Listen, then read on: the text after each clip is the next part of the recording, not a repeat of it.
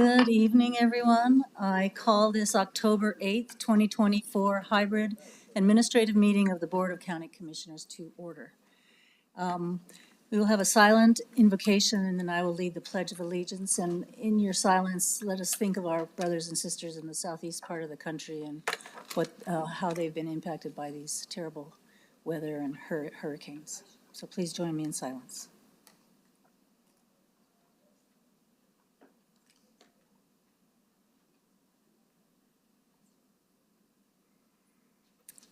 Please stand and join me in the pledge. I pledge allegiance to the flag of the United States of America and to the republic for which it stands, one nation, under God, indivisible, with liberty and justice for all. Thank you all. Item 3 on our agenda is announcements and additions. Mr. Acting County Manager, are there any additions or changes to the agenda? Madam Chair, Commissioners. Let's see if it goes on. There we go. Madam Chair, Commissioners, yes, we have 3 items this evening. Number 1 is item 3A. It's Middle Rio Grande Housing Collaborative Legislative Priorities to be added to the agenda under adoption of resolution as item 9D. Number 2 is item 3B, County Clerk, amending the 2024 general election polling locations be added to the agenda under adoption of resolution as item 9E. And last is item 3C, Commissioners, National Hispanic Heritage Month, be added to the agenda as item 5C under proclamations. A vote is required for all of the above changes to the agenda. Thank you, Mr. Manager. Thank you, Chief. Commissioners, any other changes to the agenda? Madam Chair. Yes, Vice Chair Olivas. I would like to request that we remove from the consent agenda item C, the raised grant for the trade port corridor. I'd just like to ask a few more questions on this. It's a pretty large grant award and just want to understand it better. Okay, thank you. And I believe, Julianne, you suggested that be added. Madam Chair, that will become 9F under adoption of resolutions. 9F. Thank you. Madam Chair, Yes, Commissioner Benson. could we remove from the consent agenda 8F, the diversity, equity, inclusion consulting? I'd like to just add that to discussion. Okay. Thank you, Madam Chair. Commissioner Benson, that will be added under approvals as item 10C.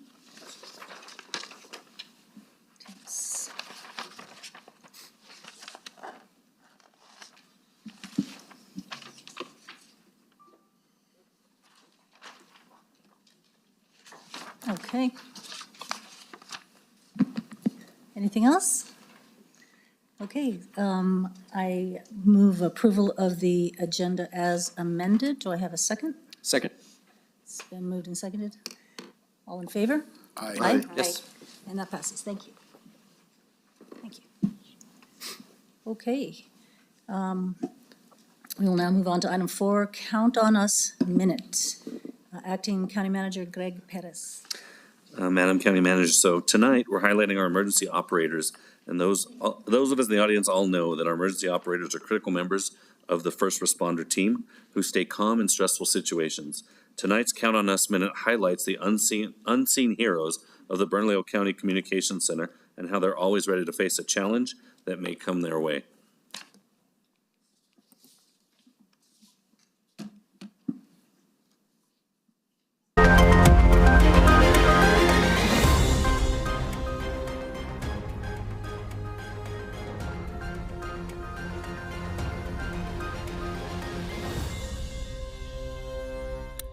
It's not just a job, it's a career.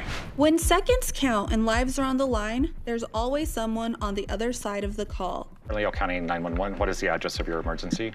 Calm voices from Bernalillo County's Emergency Communications Department, Hi, this is Bernalillo County 911. We got a hang-up call. cutting through the chaos and guiding people to safety. I'm sending the paramedics to help you. Just stay on the line. I'll tell you exactly what to do next. Every call is different, and they don't know what they're going to get, and they do a great job. Do you have an emergency? A job that is about more than just taking and relaying information.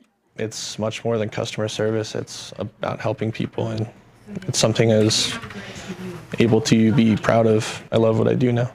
Emergency operators are trained to handle every situation from medical crises to natural disasters. We have the certifications to do CPR, deliver babies, control bleeding, anything like that. 1, Basically just everything like an EMT would do. 2, 3, 4. We just do it over the phone. Providing reassurance when hope seems lost. Yes, ma'am. And coordinating efforts to ensure the right help arrives at the right time. So we're the first responders. We're the ones who assist the public before we get them medical or fire or police help. So we're that link between those other departments. While it's a job that comes with challenges, We're a backup facility to where we can take 911 calls from other 911 centers.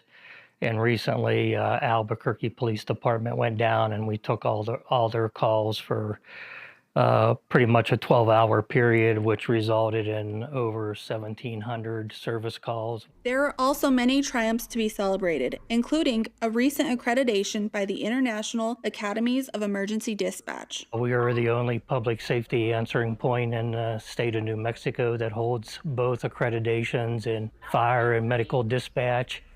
It requires meeting 20 criteria in each fire and medical to receive that. Unseen heroes keeping our communities safe. It's hard work, but to me, it's worth it. You're serving the public. I think that's ultimately the end reward that you get, because you can go home at the end of the day realizing, hey, if I help somebody, that's a pretty good day, because not everyone has that opportunity. One call at a time. You're welcome. Bye-bye.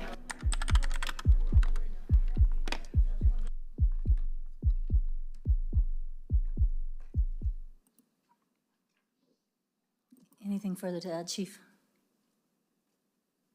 No, I would just say how proud we are, both the Sheriff's Department and Fire Department, as customers of the Communication Center. The work they do is amazing, and they are truly unsung heroes when it comes to 911. I will also say our director recently retired. His last day on the job was Friday. So we wish Director Lee Thompson all the best as we now search, and we'll start interviewing on the 23rd of October for a new director. Okay, I want a round of applause for our team. Thank you. Commissioner Benson. Thank you, Madam Chair. I'd also encourage anybody to go tour the dispatch center. They will give tours to commissioners, but also to the public, to just get a glimpse of, you know, when you call 911, you expect somebody to answer calmly and help with an emergency. To listen to those calls, it's a crazy experience, and they handle it with such calmness and professionalism. And they're she said it, so one of the people in the video said it best. They're the first responders, and I'm very proud of the work they do, and it's pretty eye-opening to be there. So I encourage anybody to go for a tour. And congratulations to Mr. Thompson for a much-deserved retirement. Thank you. Thank you, sir. We will now move on to item 5, proclamations, beginning with Commissioner Benson. Thank you, Madam Chair. First item is Cybersecurity Awareness Month. Whereas, since 2004, the President of the United States and Congress have declared the month of October to be Cybersecurity Awareness Month, making 2024 the 21st anniversary of Cybersecurity Awareness Month. And whereas cybersecurity affects us both in our personal lives and our workplaces, and whereas cybersecurity is a mindset we should adopt whenever we use technology, and whereas last year ransomware attacks increased 20% year over year, and whereas 32% of cyber incidents involve data theft, and whereas 2,200 cyber attacks occur each day corresponding to someone becoming a victim of a data breach or phishing attack every 39 seconds. And whereas 81% of data breaches are the result of poor or reused passwords, and whereas social engineering is the act of psychologically manipulating a computer user into disclosing confidential information or granting access to restricted services and systems, no matter how powerful a company's security protection may be, no amount of technology will prevent a careless computer user from opening a malicious link. And whereas phishing attacks account for 90% of data breaches, and whereas all Bernalillo County residents are encouraged to 1, recognize and report phishing, 2, use strong passwords, 3, turn on multi-factor authentication, and 4, update software. Now therefore, be it resolved that the Bernalillo County Board of Commissioners does hereby proclaim October 2024 as National Cybersecurity Awareness Month, done this 8th day of October 2024 in Bernalillo County, State of New Mexico. And I just want to say thank you to our IT team. We survived a cybersecurity attack of our own that shut down the county, shut down MDC, stopped people from being able to get married. We had to resort to paper applications, and through the help of the FBI and Sandia Labs and our awesome IT department, we got it unhacked. But thank you. We'd love to hear some words. Absolutely. Good evening, Madam Chair and Commissioners. Thank you for this proclamation and the opportunity to say a few words this evening. This is the 21st year the President and U.S. Congress have declared October as Cybersecurity Awareness Month. Cybersecurity is something that affects us in our workplace and in our personal lives. Having been a victim of identity theft myself, I understand the ramifications of such attacks. Over the last decade, cybersecurity has continued to become more important as cyber criminals continue to craft more sophisticated attacks. Even as these attacks have become more complex, the most basic reminders are still our best defense. Use multi-factor authentication on every account possible. Update software on computers, phones, any device to ensure we have the best protections available. Think before we click or open an email. Use strong and unique passwords on every account. By following these 4 basic practices, we greatly reduce the risk to ourselves and our organization. Thank you. Thank you. And Ms. Castellano, Yes. I failed to introduce you. Yes, I should have introduced myself. Sorry. I am Victoria Castellano. I am the Cybersecurity Manager for IT. Thank you. Thank And you. I have a plaque here for you. Thank you.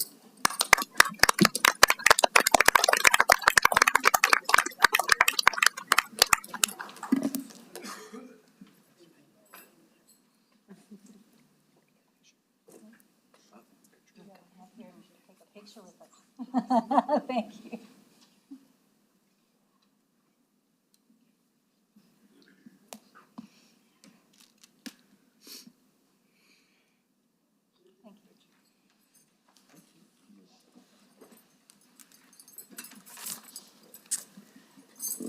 Thank you. Our second proclamation, 5B, Vice Chair Olivas.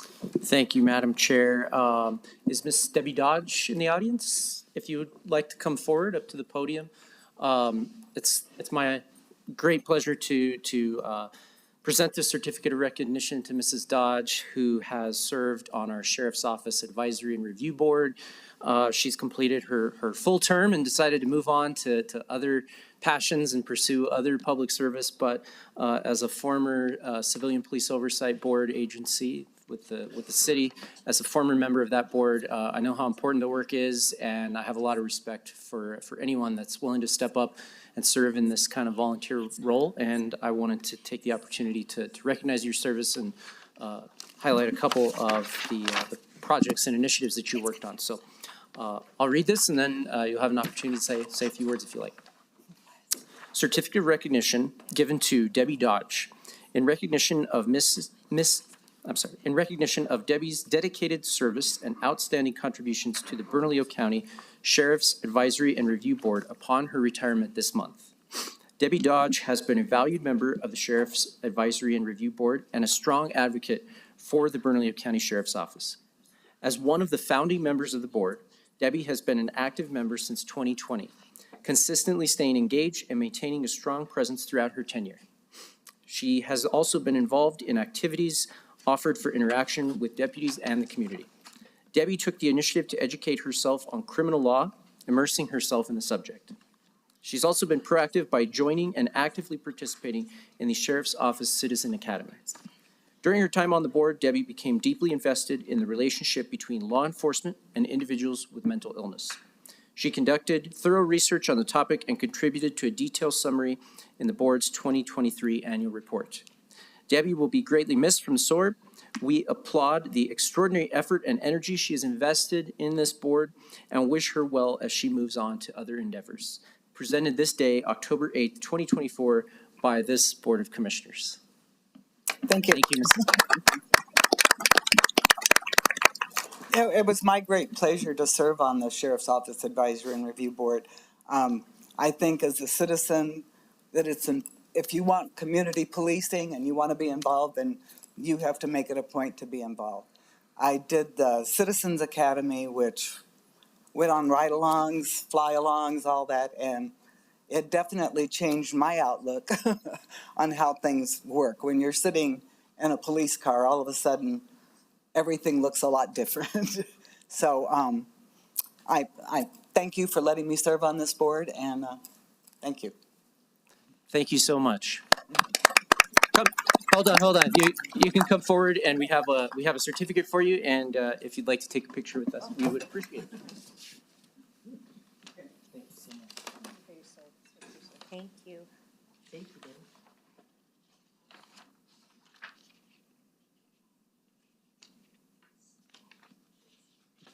Thank you.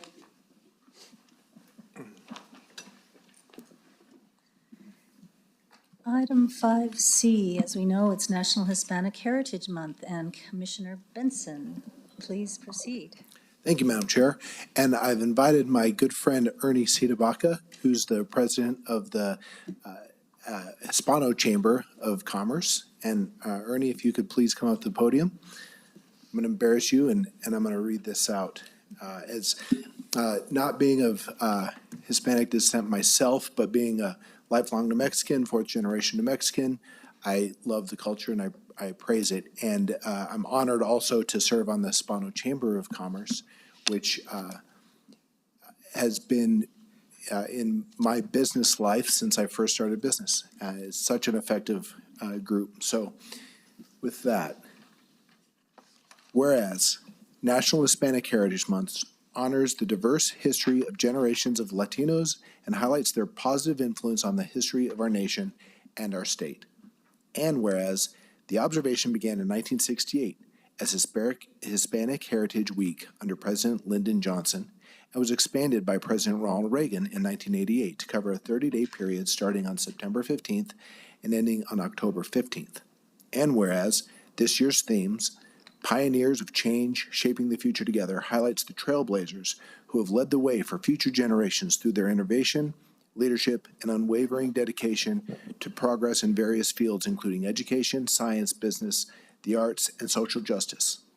And whereas the percentage of New Mexico population identifying as Hispanic or Latino was 50.1% in 2021, over 2.5 times higher than the national average of Hispanics and Latinos of all the states in the United States. And whereas we celebrate the efforts to preserve the Hispanic culture in New Mexico through education, music, dance, food, and stories told through the centuries. And whereas we are grateful for the countless and essential contributions made by our citizens to move our state forward in a positive direction and fostering a future where everyone thrives. Now therefore be it resolved that the Bernalillo County Board of County Commissioners hereby proclaims September 15th, 2024 to October 15th, 2024 is National Hispanic Heritage Month. Done this 8th day of October 2024 in Bernalillo County, state of New Mexico. Thank you.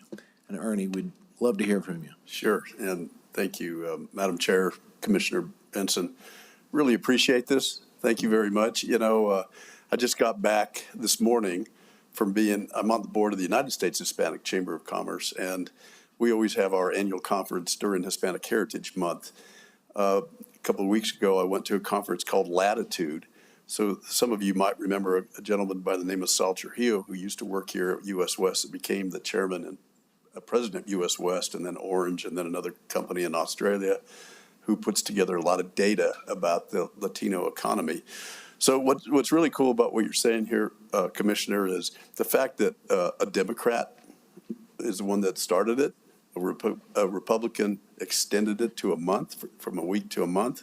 Rudy Becerra, our own Rudy Becerra from Morelos, was working for Ronald Reagan at the time and was integral in extending that to the month and lobbying for that. We're having our Hispanic Heritage Awards banquet Thursday, where we're going to have around 600 people celebrating 11 different categories of businesses because we are a chamber. But we also understand that we improve lives through commerce, community, and culture. So there's a lot of culture in this event Thursday night. Thank you all very much for allowing me to say a few words, and we really appreciate it. Thank you. And we do have a plaque for you as well. Thank you.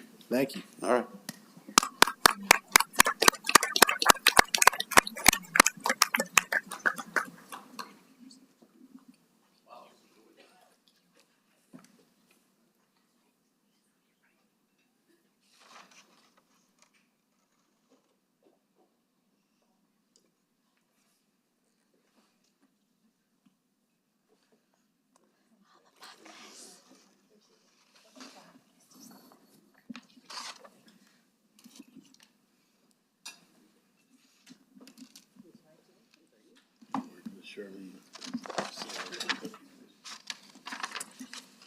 Thank you very much, Mr. Sitabaca. We move on to item 6 on the agenda, public comment and communications. We will begin with 6A, Bridge Boulevard construction. Commissioner Quesada has a report. Thank you, Madam Chair. We have Public Works coming up. As you know, been struggling a little bit with Phase 2 of the Bridge Boulevard construction, and we just thought that it'd be a great opportunity to not only update the commission, but to update the public and what the challenges have been through that particular project. And I'll just turn it over to Elias. Good evening, Madam Chair, members of the commission. Elias Archuleta, Deputy County Manager, Public Works. So as Commissioner Quesada said, this project's been a challenge, and so one of the things we did want to do is to provide a public update of several delays that have occurred, but we also wanted to emphasize the efforts that our Public Works staff has done to keep this moving in spite of the challenges that we get when we tear up probably one of the oldest roads in the city, and there's years and decades of history underneath it, and we tend to uncover that when we expose it. So with that, I'm going to turn it over to Brian Lopez, our Technical Services Director. Good evening, everybody. I'm Brian Lopez. I'm the Technical Services Director for Bernalillo County. So I'm going to kind of go through a brief history of Bridge Boulevard before I kind of get into some of the challenges.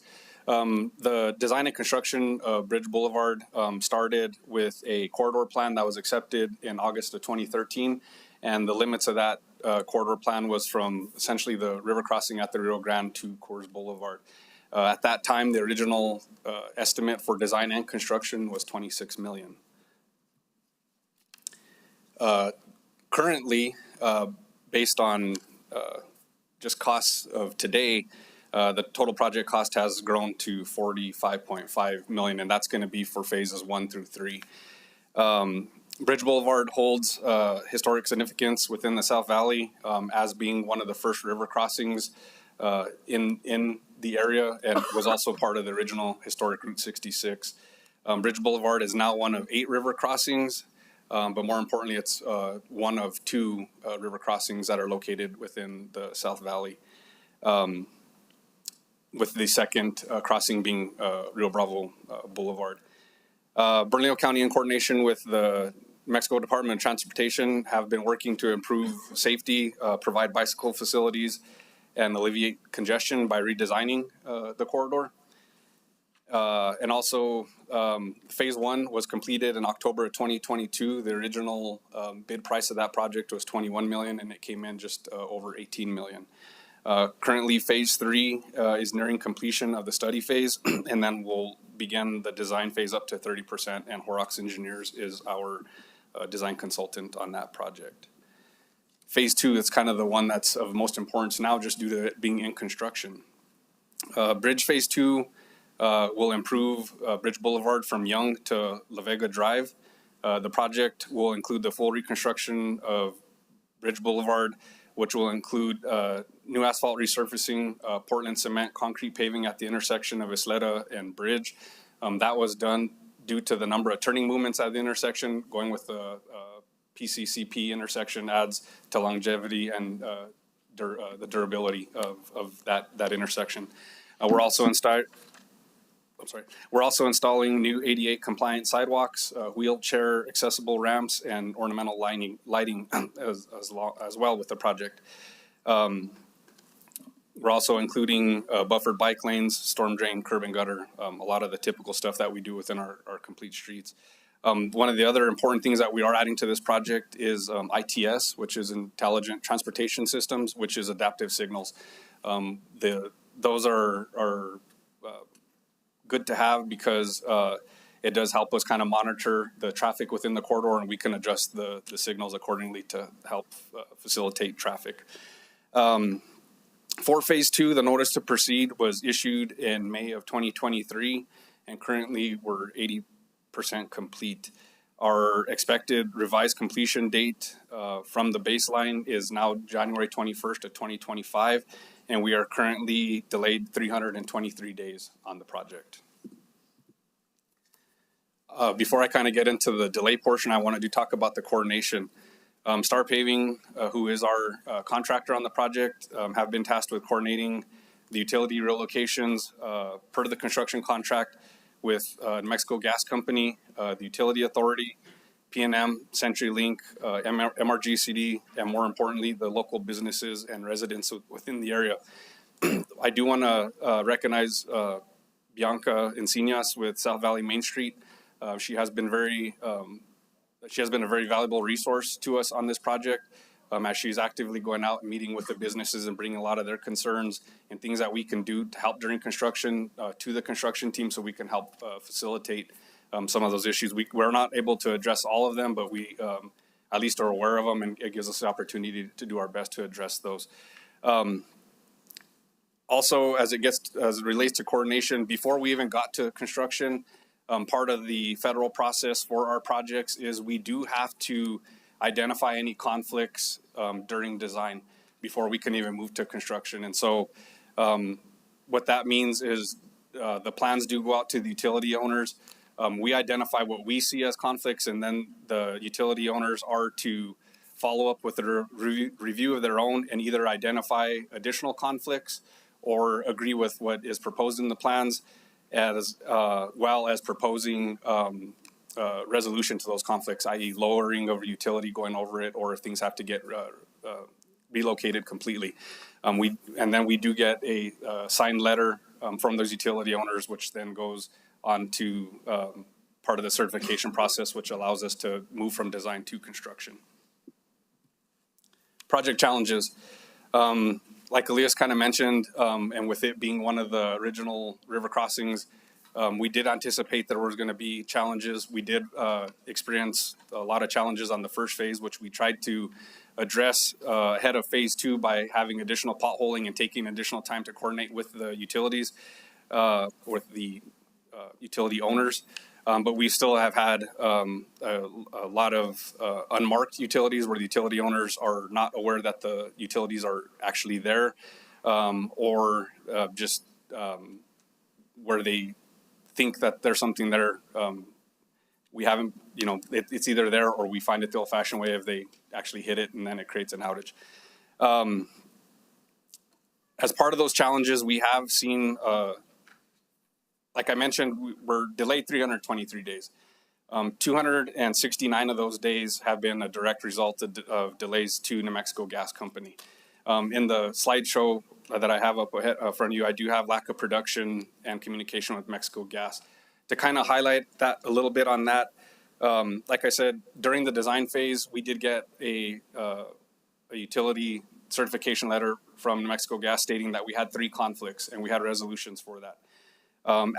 The project was awarded in October of 2022 by the commission, and we had our first pre-construction conference with Star Paving on February 9th of 2023. At that time, New Mexico Gas did come to us and notified us that after additional research on their end, the age and condition of their high-pressure gas line would need to get replaced. And so they were asking if that was something that they could potentially do during our project as a means to, one, avoid having multiple impacts to the public, and they could also share in our traffic control, i.e. since we're already going to be tearing up the road, there's going to be barrels and traffic control devices up, they'd be able to work within that corridor. We did ask that they allow us time to consult with our contractor, and we wanted to have a follow-up meeting, which was then held on February 20th, where Mexico Gas was able to give us some additional information, where they said they would need a month and a half to do the design of their gas line improvements, and then that would also allow them time to secure materials for that project. Also at that time, we were given a date or a timeline of 60 days to actually complete the construction of the Mexico Gas improvements. Talking with Star Paving and with the gas company, they did make reference to some of the outages that happened up in Taos a couple of years prior during the winter, where they didn't have the infrastructure in place. And so as a means to try to be good stewards to the public, our contractor felt if it was going to be a 60-day time frame, we could work around them and still not be really feel any significant impacts to our project. That actually ended up not being the case. We went from a 60-day original schedule for Mexico Gas to 269 days to actually complete that. Also, more recently, we did discover the Rogers Lateral crossing, which is an MRGCD crossing, which was not at the elevations that were shown in the as-builts, and it was in direct conflict with our proposed storm drain line. And so we had to kind of redesign around that. And originally, when we asked to make the improvements of the Rogers Lateral, MRGCD had some concerns due to it still being in their moratorium, and their moratorium goes from March 1st to October 31st, which means you're not allowed to do any work on any of their facilities or within a drain. And so we were told we weren't going to be able to resolve this particular issue, which was going to present a challenge in that if we couldn't actually fix the crossing, we couldn't install the storm drain, which also meant we couldn't do any of the roadway improvements. And so that was going to delay us by at least another month and a half. We did get that resolved, but I'll touch on that here in just a second. Also, project challenges. We've had continuous minor interruptions by the utility authority with their sanitary sewer interceptor line that runs along Bridge Boulevard. But it was due to collapses that were happening just outside of our project area, but they were having to bypass through our project area, which also meant we weren't able to complete some of our work. There was also some issues with getting some poles relocated with PNM, but for the most part, whether it be the utility authority or PNM or even CenturyLink, we were able to get accurate timelines and timeframes from them to get that work completed, and they were active participants with us in that they had engineers that reached out to us right away. They had field staff that went out into the field, and they worked with our construction staff to get a lot of those issues resolved. And so, there was still probably about a 40-day delay overall with all those issues, but that was actually quite efficient just with the number of issues that we had come up, and then just with it being multiple agencies. Like I said, the largest delay has been with Mexico Gas. Some of the milestones, like I said, the project was awarded on October 18th of 2022 for $9.5 million. The notice to proceed when Star Paving actually began was on May 22nd. So we had the two meetings with New Mexico Gas in February. We had a third meeting to actually give the okay or denial of the work in March, and work began at the end of May. I've kind of already highlighted some of the information here on the milestones. I think the big thing to kind of point out on the milestones is that New Mexico Gas actually began their work on June 24th of 2023 and completed May 17th of 2024. Just to kind of highlight how some of the interaction went, we had 4 phases, Mexico Gas phases that were provided to us. Where originally we were told one of these phases was going to take 11 days. 40 days to complete. It took 101 days. One of their other phases, we were given 10 days to complete. It took 37 days. One of their third phases were projected to be 10 days. They took 15. That one's not unreasonable. One of their last phases, which began in January 23rd of 2024, was projected to take 10 days, and it took 116 days to complete. During that time frame, and as we saw some of the delay starting to mount, we did have follow-up meetings with New Mexico Gas to essentially put them on notice due to our right-of-way use agreements, where we acknowledged that they were starting to severely impact our project, and we want to notify them that any costs that were associated with those delays at the end of the project, we were going to pursue damages through the right-of-way use agreement. Current status. Star Paving is currently working on their phase 2, which is Lansing to Heartline. However, that has had a little bit of a delay due to CenturyLink finding, or the contractor finding, a duct bank that belonged to CenturyLink in the area. So they're working to lower that and relocate the fiber lines. The MRGCD Rogers Lateral, that one really had us concerned because we thought we were going to have to wait till after October 31st to start that work. I do want to recognize and thank Chair Baca for reaching out to MRGCD and asking that they kind of re-engage with us and look at that work. And by doing so, we were given the approval to actually begin work on our end on October 2nd. Our original schedule that we had from our contractor was going to take 2 weeks to complete that work. Our contractor, Star Paving, and their sub, New Mexico Underground, actually completed that work in 2.5 days. They really got in there and knocked that out. So that what that means is now that the remaining storm drain can be installed, and now Star Paving can start working on the subgrade prep base course and start trying to work on the roadway resurfacing. Currently, Star Paving is going to be working on their phase 8 of the project, which is median curbing from La Vega to the Bareilles Bridge, and that will allow us to split traffic to at least get traffic to the outside lanes while they start working on the median and the inside lanes. La Vega Road has been reopened. We did have it closed for about 17 days during September, and we did opt for a full closure just to expedite the process. At this point, we're already inconveniencing the public, so we opted to just do a full shutdown in an effort to get that intersection back open. It is considered a right-in, right-out now until the median will be built, and then that'll drastically help with the traffic flows, and that work should be completed in the next 2 to 3 weeks. The mainline portions of bridge will have the final mat, which is a final asphalt placed in November, and then once we're able to complete the utilities and the paving at the Isleta Bridge intersection, then we'll be able to complete the paving in that area, and that is scheduled for December of 2024. And with that, I will stand for any questions, and just for, because this was presented for the public, I do have my contact information and my construction manager information on there for also if anybody wants to reach out to us, but I will now stand for any questions. Thank you, Mr. Lopez. Commissioner Quesada. Thank you, Madam Chair. Thank you, Brian, for the update.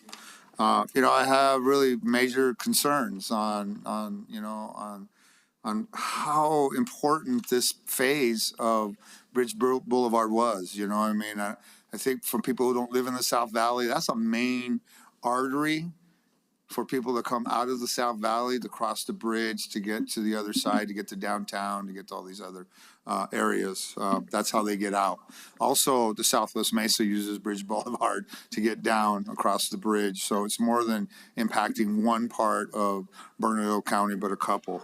As you know, we approved the upgrades to Rio Bravo. That's coming. Isleta's coming. And, I just don't feel like it was a priority for the gas company. Everybody else seemed to be doing the work in a reasonable time. They took it as a priority for, my constituents in that part of the district. And I don't think what we're really talking about, what the public needs to understand is, one business went under. All those businesses in that area are struggling beyond belief. I mean, almost a year? You got to be kidding me. I mean, that would not happen in any other part of the city. I'm just going to say that publicly. I don't believe that would happen in any part of the city. That P&M did a great job, but New Mexico Gas, kind of just spun their wheels. And, Water Authority did a great job. And from me looking at all the data, I think they stepped up and did a fantastic job. But who's responsible for those businesses? Star Paving only has so many employees, right? And so they're sitting around waiting. So he's paying for people to sit around to wait to do a job that he's been paid for that should have been taken in a certain amount. Could you imagine owning a business and you're almost a year behind paying employees for over a year and not even bringing the money in because we don't pay you till you're done, right? Until you complete now you complete certain stages, we give you money, but you don't get the big money until you're actually done. So what happens to that business, right? So what's the priority for you to be a part of our community and not really care about, jobs that are already torn up. We knew from phase one that was going to happen, and I'm going to commend the county for making sure that these utility companies had the plans before we even broke ground the next time, that we knew that infrastructure was going to be old, right? And now my major concern is, the gas company is going to be sold off to somebody from out of state. And so what happens in phase 3, right? So no longer we can hold somebody locally accountable, but now New Mexico is going to be sold to some other BCP out of Louisiana. And just think about the response we got now and what the response is going to be later is my concern for the next commissioner and for Public Works to be able to complete a job that's super important. I think if you've ever been in the South Valley, that particular part of the intersection of Isleta and the Lourdes Huerta Highway is crucial to those people. And they've been super patient. And I want to thank the community for being as patient as they are. But I also agree with them for the ones who are super, super pissed off, because I am. That's just way over. We all talk about how sometimes there's delays, but I think after we've all heard these numbers, I think we all should be a little outraged on how long it takes to get something done. But thank you for pushing. Thank you for listening to me and taking my calls. I know we forwarded a lot of those calls to you guys from the public so you could hear them. And it wasn't even your responsibility. It wasn't even your fault. So I guess I'll end with this. I think that if the people in my district are outraged, it's okay. Be mad at me. That's all right. I'll take some of the responsibility for that. But you also need to make sure you reach out to the gas company and let them know how unhappy you are with their performance and the effort that they put into that project. And we hope that that's not going to be the same outcome for phase 3. Thank you, Madam Chair. Thank you, Commissioner. Thank you, Mr. Lopez. Mr. Archuleta. Thank you. Okay, we move now on to public comment. Each person has 2 minutes, and you will be alerted about your remaining time. When your name is called, please make your way to the podium if you are speaking in person. Before making your statements, please state your name for the record. And to maintain order and decorum and in the spirit of professionalism, we ask you stick to your 2-minute time frame. Julianne will read the names and invite you to the podium. Thank you. Thank you, Madam Chair. We have three speakers this morning, all in person, starting off with Mr. Don Schrader, followed by Talia Friedman, followed by Roger Valdez.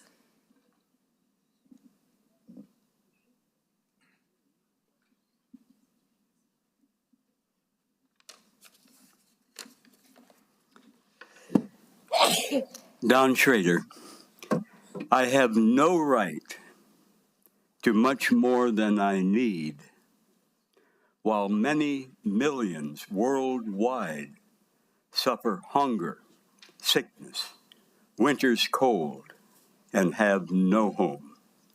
The American dream of big house full of expensive stuff no one needs, fancy cars, driving and flying thousands of miles to vacation, eating meat and dairy, is a nightmare disaster for all life on Earth. I enjoy living simply below the U.S. poverty level. I've owned no car for 45 years. I mostly walk and ride city buses. I have not traveled outside New Mexico for over 30 years. I eat no meat, no dairy. I enjoy my home, one rented room, 114 square feet with 6 windows in the house of a friend. How bad will the climate crisis get? How many massive disasters, hurricanes, forest fires, tornadoes, floods, droughts, before most people make huge changes in how they live? Regardless what corporations and governments do, regardless how my relatives, neighbors, and dear friends waste and poison our only home, Mother Earth, I am responsible for how I live and for my example. Gandhi said, we must be the change we wish to see in the world. Thank you, Mr. Schrader. Talia Friedman, followed by Roger Valdez. Hi, Madam Chair, Commissioners, thank you for having me. My name is Talia Friedman. I'm the chair of the Middle Rio Grande Housing Collaboration. And it's an exciting collaboration between the city and the county to address much needed deficit in affordable housing. And I'd like to encourage the commission today to pass the resolution that you have on the docket for affordable housing, asking the state to contribute funds towards the important work of developing affordable housing through the collaborative. I know that there are tremendous barriers to marginally housed and unhoused people in accessing housing, and there's a lot of services that they need to be able to get to that place, and those of course need to be provided, but the housing actually has to exist for us to solve the housing crisis, and passing this and working with the collaborative will help us create that housing. Thank you. Thank you for coming, Ms. Frida. Mm-hmm.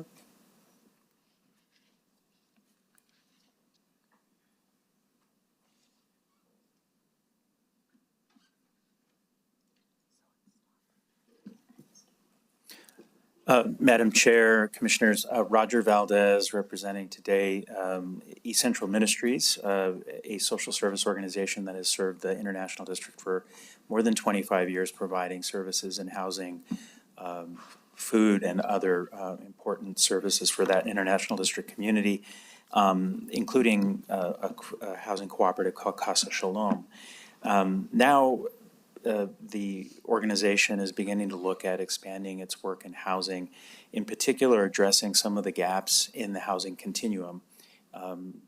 We heard just now about the gaps in that and the lack of housing options for people, particularly in ranging from shelter to rental housing all the way to home ownership. And so currently the East Central Ministries is working on expanding its capacity to be able to address that issue. I don't know if I can use this overhead.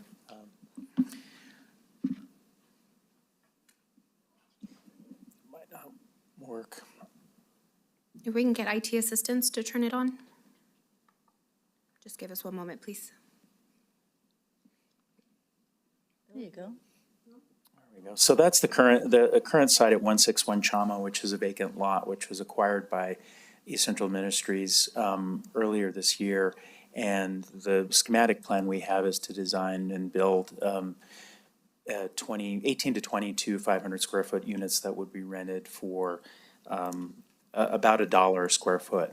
Right now, we have lots of resources that go into low-income housing, tax credit housing, and we're endeavoring to try to build something that will accommodate people for a lot less money, but also provide that needed that place where people that are coming out of transitioning out of treatment, 2 years out of treatment, that sort of thing. Your time is up, but I'm going to let you keep going, Mr. Valdez. Please continue. Sorry, because of that. Just to wrap up, it's a critical element of housing to be able to meet needs along that continuum. And so we're hopeful that we'll continue to get the commissioner's support, and including all of you, but especially we've been very pleased with Commissioner Barboa's ongoing support as we look at capital outlay requests and to fund this project into the future. Thank you very much for your support. Thank you for your work, Mr. Valdez. Madam Chair, Mr. Valdez. Yes. Vice Chair. I had a question for you, actually, if I may. Sure. Could you tell me where the funding for the initial purchase was and sort of what funding mechanism you might be pursuing for this really innovative and exciting design that you showed us?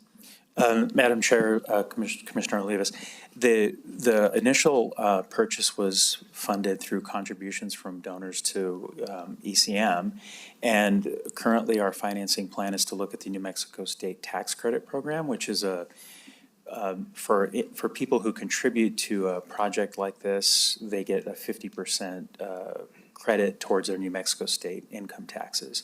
So this has been used successfully throughout the state. Habitat for Humanity has used it, and those tax credits can be reapplied into the project for, like, to reduce gross receipts tax, and they're transferable. So if people from out of state or nonprofits contribute, those tax credits can be contributed back. So we're hopeful that that will allow us to avoid federal funding, which is very expensive money. And we're hopeful we can bring it in at a very affordable budget and demonstrate how to do that. Very exciting, and so, I mean, it sounds like basically it's privately funded at this point, or through philanthropy and private donations. So congratulations, and yeah, really a great project. Thank you. Yes, thank you for your support and your questions. Thank you, Mr. Valdez. Thank you. Thank you, Madam Chair. That concludes public comment. Okay. We will move on to item seven, approval of minutes. I move approval of the September 24th, 2024 administrative meeting minutes. Do I have a second? Second. It's been moved and seconded. All those in favor? Aye. Aye. Yes. And that passes. Thank you. And we will move on to item 8, approval of the consent agenda. Madam Clerk, can you please provide a resolution number for item 8A? Yes, ma'am. 8A is FR 2024-115. Thank you. The consent agenda has been published and made available to the public. Therefore, I move approval of the consent agenda. Second. It's been moved and seconded. All those in favor? Aye. Aye. And that passes. Thank you.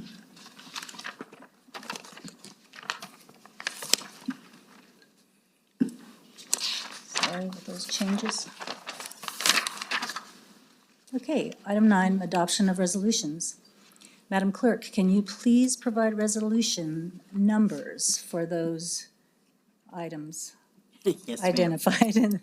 All of those. Yes, thank you. 9A is AR 2024-116. B is AR 2024-117. C is AR 2024-118. D, which was added on, AR 2024-119. E, added on, AR 2024-120. F, FR 2024-121, ma'am. Thank you, Madam Clerk. So we will move on to item 9A, Capital Improvement Program, New Mexico County's 2025 legislative priorities. Ms. Kathy Court. Thank you, Madam Chair, Mr. Vice Chair, and Commissioners. This item before you is a motion to approve the resolution to support the New Mexico County's 4 legislative priorities for consideration by the New Mexico Legislature at its 2025 session.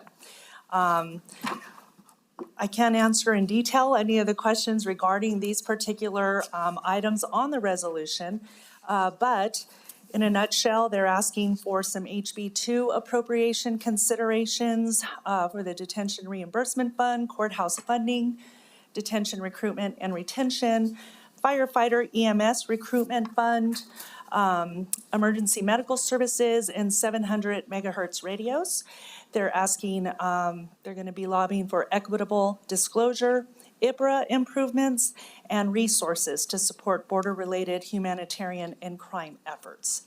And with that, I stand for questions as best as I can answer them. Any questions from Ms. Court? Did you have a question, Commissioner? Commissioner Barboa. This is capital A 9A. This there, okay. So not, okay, sorry, no questions. No questions? I move approval. Second? It's been moved and seconded. Any discussion? All those in favor? Aye. Yes. Great, thank you. Thank you. Item 9B, also Capital Improvement Program, Kathy Court. Bernalillo County Capital Outlay requests. Okay, again, thank you, Madam Chair, Mr. Vice Chair, and Commissioners. This item is a motion to, a request for you to approve an administrative resolution adopting Bernalillo County's 2025 capital outlay priorities. This is co-sponsored, by Vice Chair Olivas and Commissioner Quesada. And I am willing to defer to you gentlemen if you'd like to go into detail about what we did, or I can continue with the presentation. I'm going to defer to both of you as co-sponsors. I guess I'll start first. First of all, I'd like to thank my co-sponsor, Commissioner Olivas. I think we were able to look at what we thought would be a priority and as equitable as we possibly could. That has been sort of kind of the question as we've in the past of, how equitable is it? I understand that I have a lot of needs, but I think we came to a really great place on this. I think, it's, again, fair and equitable about how we move forward on capital projects, district or countywide, right? Not just in my district. I think there were great priorities. I think we all believe that, a lot of them are really close to finishing, and I think this will get some of these projects over the finish line. And so I think that this is a great way moving forward going into the next session. I do have a quick question after I turn it over to my colleague. Thank you, Commissioner, Madam Chair. Again, I appreciate the collaboration with Commissioner Quesada. I think that we have a really good bill here, and thank you, Kathy, for teeing this up. And I also want to say that I think the timing on this is really good, because I believe in the past we've been a little bit later. And of course, we can always go back and make amendments, make changes if things change between now and the start of the session. But I think it's really good to put this out here now, have a list available as we're all meeting with legislators. I have a meeting with one of my legislators Thursday, and so this is really good timing to be able to start talking about these projects and have the weight of this commission behind them. And again, to Commissioner Quesada's point, I think that we made a really strong effort to have a list that was as concise as possible. And, there's always that balance between getting all of the projects that need support, which is so many of them, but at the same time being realistic of what can we fund and what should we fund as a top priority. And I think we really did make that commitment to projects that are already in progress, projects that are, critical, public safety, housing, things like that. where we know that there's a need and there's already a commitment on the part of the county or the state or other organizations involved. And then again, in the spirit of trying to be equitable, equal, whatever you want to say, we also tried to do the same thing at the district level. But I did want to just say, that my thinking, I shared this with Kathy and Commissioner Quesada as well. If any of the commissioners think that changes are needed particularly within the district priorities, I consider those friendly amendments. If you're looking at your list and you're saying, I don't think this reflects what I wanted, I totally see that as a friendly amendment, because, this should reflect the priorities of the individual commission districts when you get to that level. But again, I really think overall this is well-rounded and balanced, and I think that it puts us in a good place to go to the legislature with a list that's fairly concise and that we have a very good chance of coming home with a large amount of state money. So I'll yield the floor. Thank you. Mr. Quesada? Yeah, I just wanted to follow one. Yeah, I mean, I've given out to my state representatives, and at this point, I think silence is that they're good with it, right? Because it actually had a little bit of silence there. I was expecting some feedback, but since we didn't, at this point, then I figure they're good with it. So my question is Ms. Court, is, we're about to also approve an administrative resolution for state funds for the Affordable Housing Middle Ground Housing Collaborative coming up. And I just want to know how would that affect our capital ask? Is it separate from our capital ask? Is that going to be something that we're collaborating with the governor's plan for affordable housing? Because I know she's going to put a chunk of money. I just, of course, affordable housing, right? It's a priority for all of us. We know that. But I'm just wanting to make sure that that ask isn't going to interfere with this ask, because it's quite a large sum of money, which it's going to take. I mean, I'm not against the money. I know how enormously expensive it is for us to tackle housing and affordable housing. But I just wanted to know if you felt that this was going to affect this capital ask. Madam Chair and Vice Chair, Commissioner Quesada, Commissioners, thank you for that question. I think I was able to clarify what we're doing here capital outlay wise. So our top project here is affordable housing for seniors, and we're actually focused on our 60-unit affordable housing for senior citizens at our county-owned 6th and Cole land. So we're going to keep that intact. That's a separate capital outlay request. However, the 6th and Cole property is also on the list of affordable housing sites. City and county created this list of affordable housing projects and on sites that we could be advancing in the future. So we're not, let's say the collaborative, let's say MFA, I added the MFA support for their request because they're also correlating their request with the request that 10 to 20% of any funding that goes to MFA would also be allowed to be given to local governments to pursue our work with affordable housing. So I think that's really complementary.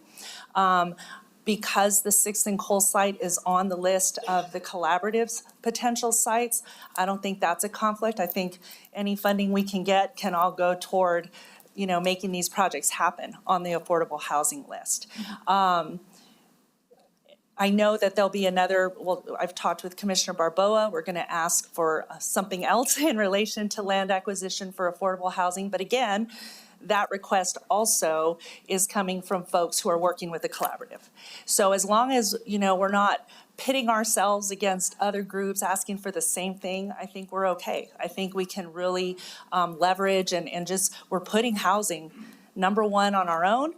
And in this resolution that Commissioner Baca is putting forth tonight, it's just another very, bold statement that affordable housing is important. So either way we fund this, please fund it, and we'll get it done in one way, shape, or form. So I hope that answers your question. And I'm sure Commissioner Baca, Madam Chair, could probably even elaborate a little bit further. Thank you, Ms. Court. I appreciate that. And I would like to respond, Commissioner Casala. as we know, housing is a very expensive proposition. It also is probably one of our number one crises that we're dealing with in Albuquerque and the larger Bernalillo County. This is why we put the collaborative together. The thought here is that these are compatible, they're not in competition. So we felt that because it is a very large ask, we know that, but it has some meat behind it because it's the work that the city and the county have been working on little by little, and it's very difficult to put these projects together if you don't have the large sum of money. So the intent is they don't compete, rather it stands out as a separate resolution because it is one of our number one priorities. To me, I think that it is our number one priority. And, we go back to the capital resolution that we're considering here. They're very site-specific projects, and that's important too, because that's the message we want to give to our legislators. This isn't money that's going somewhere in the wind. These are very specific. So that's my answer. I hope that answers your question, and I think we can get into the resolution when that comes up and talk further, but that's how I would answer that. And I think Commissioner Barboa also wanted to say something, and then perhaps Marcos Gonzalez was going to respond.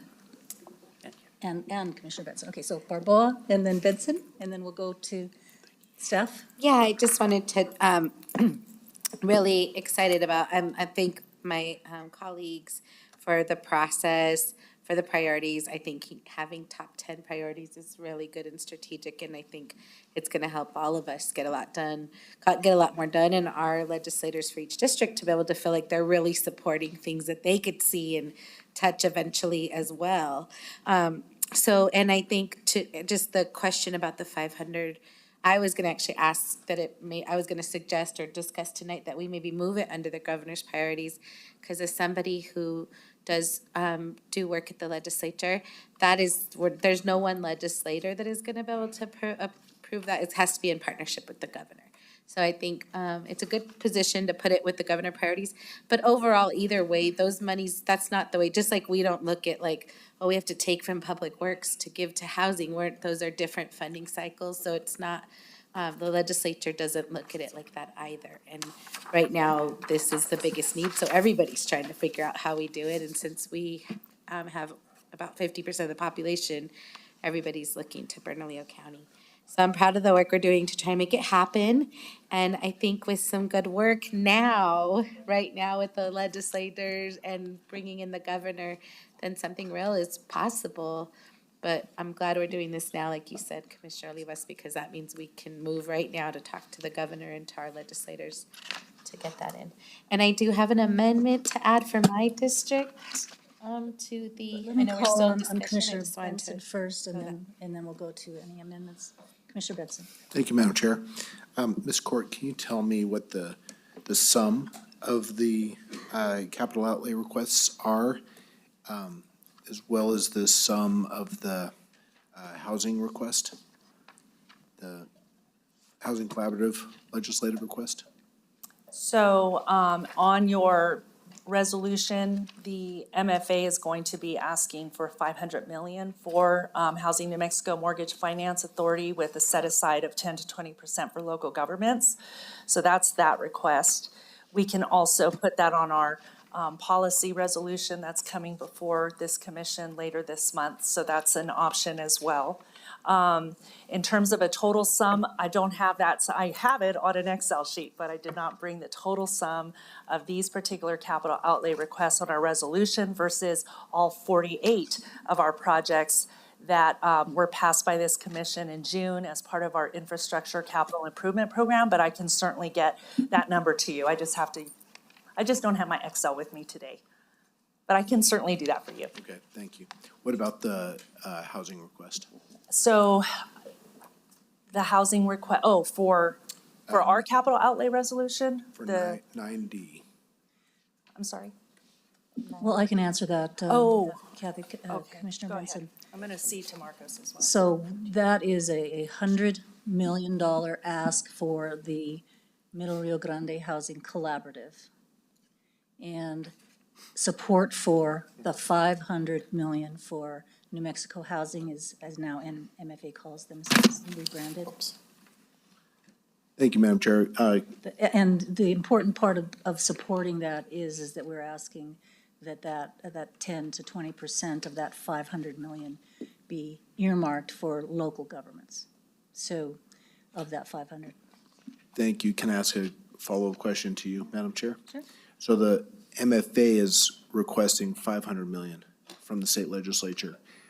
And what this request is to request 100 million from that 500 million set aside for the Middle Rio Grande? No, I don't, I mean, and Marcos can lean into this a little bit further, but there was much discussion between the partners at the collaborative table.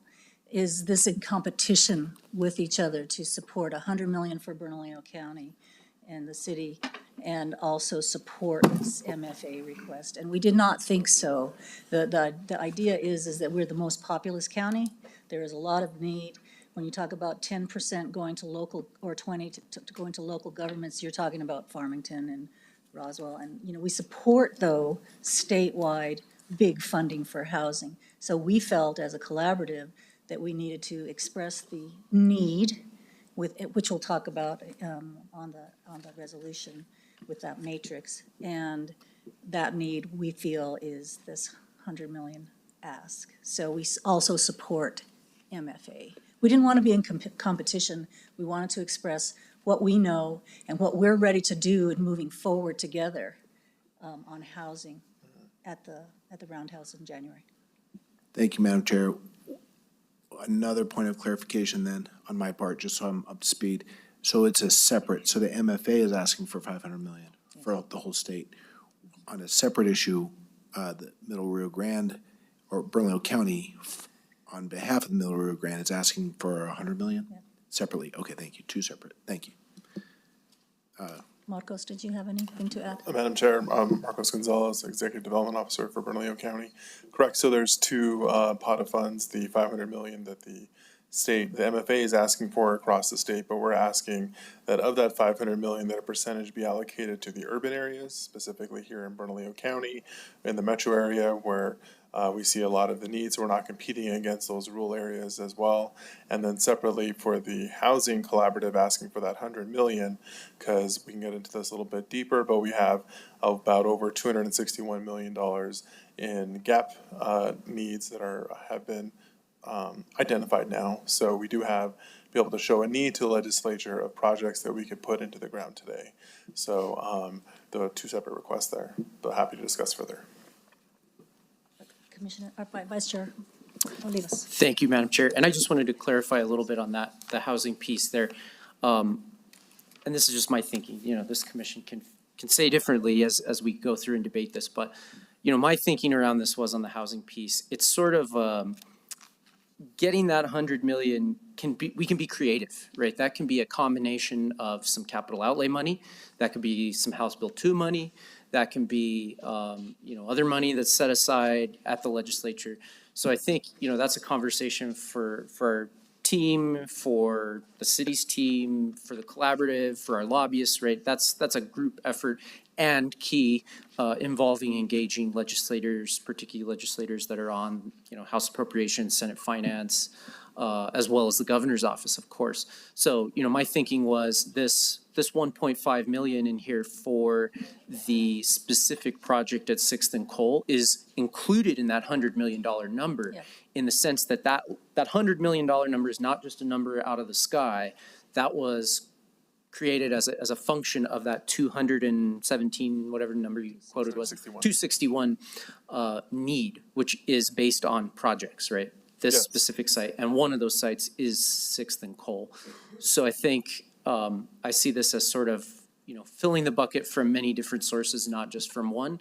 And so I think our capital outlay is part of that, but we have to be realistic. And, you know, in my limited but growing understanding of capital outlay is you're very unlikely to get $100 million in capital outlay because, you know, that's basically what the entire legislature gets to allocate to all their different districts. So, and then the governor gets a another large chunk like that. So it's very unlikely that we'd get that entire thing in capital outlay, but going for some specific projects, yes, and then chipping away at that through these other sources, I think we have a realistic shot at something in that range. Commissioner Barboa. Yeah, I just, like I said, actually anything's possible. And, like the governor over the summer gave $20 million to Nicole, to a small group of folks to decide what to do with. So there's money and I think everybody knows this is the biggest issue. So I think go for gold. I'm glad what we're doing. I do agree that conversations have to start now for that kind of money so that everybody could feel strategic and smart going into the session. But, and it definitely has to be at the governor. But I think anything's possible, or definitely half of that is possible. So good luck, and I think everything's going really smooth this time and well prepared. Thank you, Kathy and Marcos, and my colleagues. Did you have an amendment? Oh, We yes, can move I to. do. Sorry, I do have an amendment to add to my district. And do you have that amendment, Kathy? Where's my phone? I had asked to get it ready. It was to add to my District 3 section for Bernalillo County a total $2 million request for completion of an affordable cottage project in the International District that will serve low-income households, especially those transitioning out of poverty, and for the renovation of a former medical and dental clinic in the International District for use as an affordable and transitional housing. And this is part of the work we've been doing with East Central Ministries to make things happen fast. So, and that the dental clinic is already a property that has been leased out. So this is in work with Ben McIntosh in our area. So the renovations to move it into transitional housing should be simple and quick. So I ask for approval of this amendment. I would second. So let's discuss the amendment. So what I'm hearing that you're amending is under District 3 priorities of the resolution. You would add the language that Commissioner Barboa just read into the record. And go ahead. Chair. If I may, I do have proposed legislative language that I sent you. It might be a bit modified, but we've got to be careful to make sure that we're putting the acquisition of a property plus the renovation of a current property. So I'm going to make sure that legislative and I'll work with Commissioner Barboa on that. We've got to add this project to our ICIP tomorrow, and then get a number for it. In my conversations with Commissioner Barboa this afternoon, I recommended that we add this project as a county project, and we ask East Central Ministries to support Commissioner Barboa and her lobbying for this money, because if East Central Ministry did not participate in our multi-award request for proposal that ended on September 30th, then we can't be fiscal agent to any appropriations that they seek to obtain from the legislature in 2025.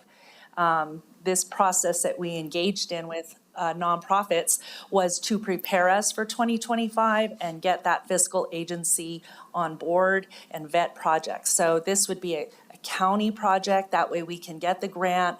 We can own the properties, just like we did with the governor's grant that she gave us to purchase some properties for land banking purposes. If Ben is already working on this clinic, then that's already ours. So this would be a grant we could execute quickly with whatever monies are received. And we're not pitting against a nonprofit over funding for affordable housing, given that East Central Ministries is also working with the collaborative as well. So this was the best possible approach to avoiding anti-donation issues and getting this project on Commissioner Barboa's list of priorities in her district. So you're Yes, that is exactly how we talked. Thank you, Kathy Court, Director Court, and that was part of why when they East Central had went to the nonprofit meeting, but because it didn't fit the need, we want it to be here. It's placed better under my district's priorities. For the land banking purposes. And the amount was? It's $2 million total, and I found the language that Kathy Court, I could read it till record. To That would be acquire, helpful. Okay, so the amendment will read, the amendment will read, to acquire land and to plan, design, construct, improve, equip, and furnish cottages, and to renovate a former clinic for use as affordable and transitional housing in the International District of Bernalillo County. and it will be added as number 4 under District 3 Under priorities District 3 for the priorities, amount of $2 number million. 4. Okay. And I'll keep my for- second with the new language. Okay, thank you. Commissioner Benson. Thank you, Madam Chair. Passing the amendment. And this isn't, I've got two questions. The first is this an amendment for 9B, correct? Yes. Okay, thank you. Then the second question is, I don't feel comfortable tying East Central Ministries to this capital outlay request. Can we separate them, just leave them out of the entire thing so that it doesn't have to be East Central Ministries is benefiting from this, that this is a county project, unless it really is a East Central Ministries project that we're gonna fund. But I don't think that's the case. It's really muddled right now, and I don't feel comfortable with this. If I may, Commissioner Benson, the language is very specific to Bernalillo County and the International District. If East Central Ministries would like to help us secure the funding from lawmakers, that's fine, but it's our grant. At the end of the day, this will be a Bernalillo County grant that is aimed for affordable housing in the International District of Bernalillo County under Commissioner Barboas in her district. So that's why the wording doesn't mention for a nonprofit that provides affordable housing services. The language is specific that this will be our project in Bernalillo County, but it is specific to the International District for use in the International District. Okay. Thank you, Madam Chair. So there is a motion and a second for this amendment. Any more discussion? I'll call a vote. All those in favor of the amendment? Aye. Yes. No. Thank you very much. Madam Chair. And then we'll get back to the bill. Have you moved approval of this bill yet? Has it been? I'm sorry. Yeah, no, I'd like to, Madam Chair, I'd like to move for approval of 9B as amended. Second. It's been moved and seconded. Okay, discussion? Vice Chair Olivas. I had one thing, and I'll let our legal Kathy people tell me what to do here. With the Han Arroyo, which is on District 3 and District 5, because it is actually the dividing line, the number is different in there. And I believe in the final version that I had sent you on District 5, it should be 1.5 million, and the one on District 3 shows 2.5. So if we could just make them both 1.5, so that it's consistent, because it is the same project, the same. You are correct. Yes, in my copy and paste, I forgot to update the number as you amended it in our conversation, so we'll make that change as well. Okay, that figure, since it's already in there, we probably don't need an amendment. You So want to vote on it? we do Okay. need an amendment to that effect. I make a motion to amend Commission District 3 Han Arroyo to 1.5 million. Second. Been moved and seconded. Any discussion? All those in favor? Aye. Yes. Great. Thank you for the clarification. Any other discussion? Okay, I will, pardon? I'll call the vote. All those in favor of the resolution? Aye. Yes. Aye. Any opposed? Okay, and that passes. Thank you. Thank you very And I much. also would like to thank the commissioners for their work on this. Thank you very much for teaming up and putting this forward. Really appreciate it. Thank you.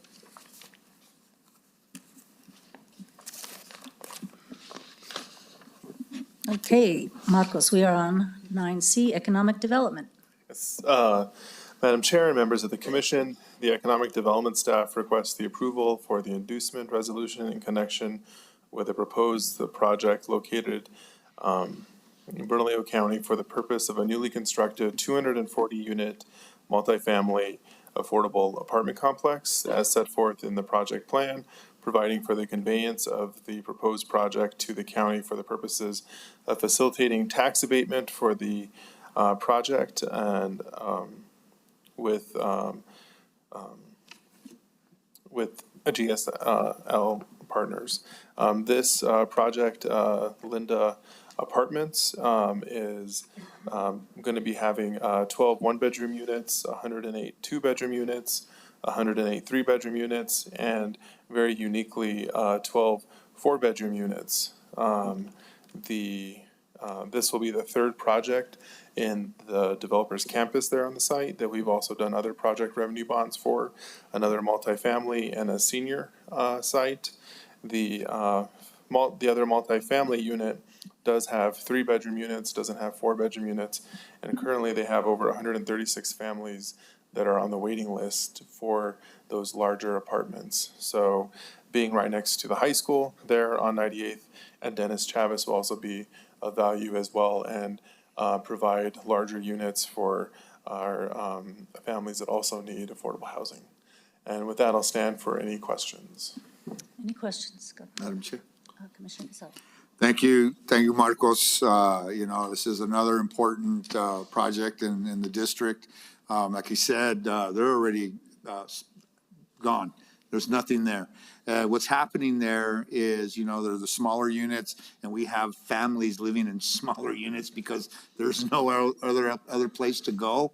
And so I'd like to thank, Tierra Linda for seeing the need and moving things forward from four-bedroom to three-bedroom to two-bedroom down.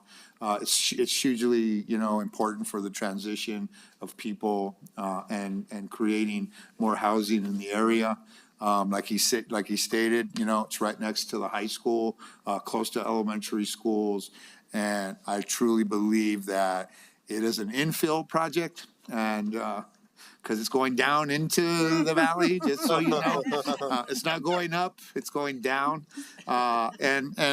Realistically, we're out of space, right? We're trying to creatively put stuff in infill, but eventually it will grow in areas where there's not. That's just how cities grow. So I'm hoping that you'll look at it as that kind of project and that you would support it. Thank you, Madam Chair. Thank you, Commissioner Casado. Any questions? Commissioner or Vice Chair Olivas. Thank you, Madam Chair. I just wanted to say this is a big win for District 2, but for the whole county, because this is a lot of units. We need a lot more.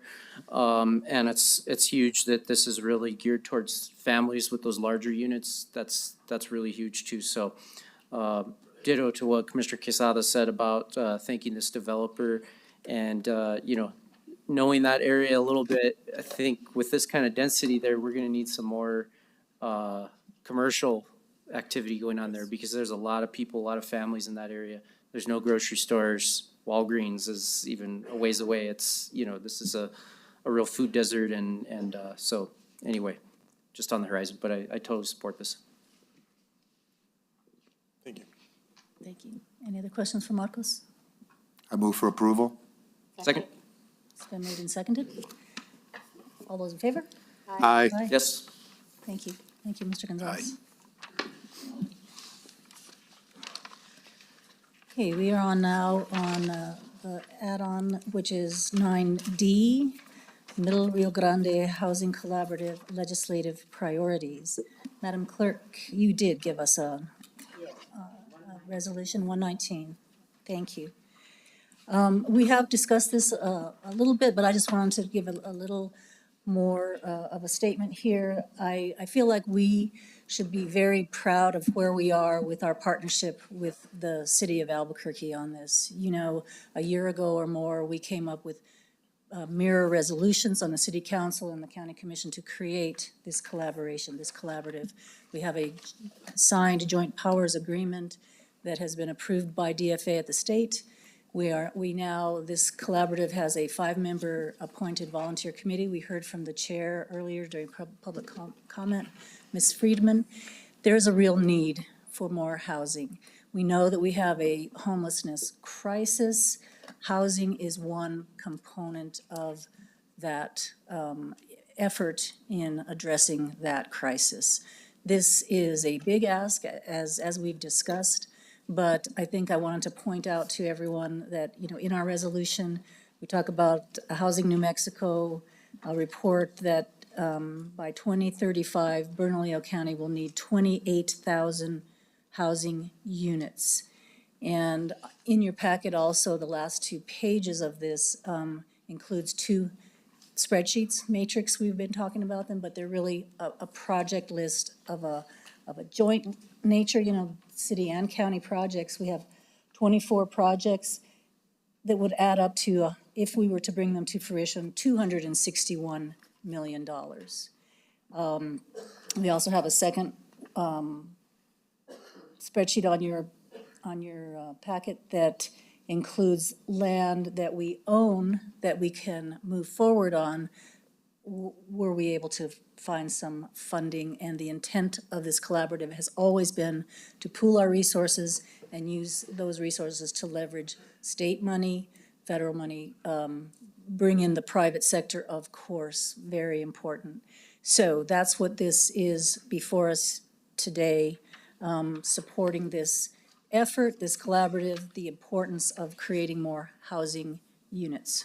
And so, Marcos, if you wanted to add anything further.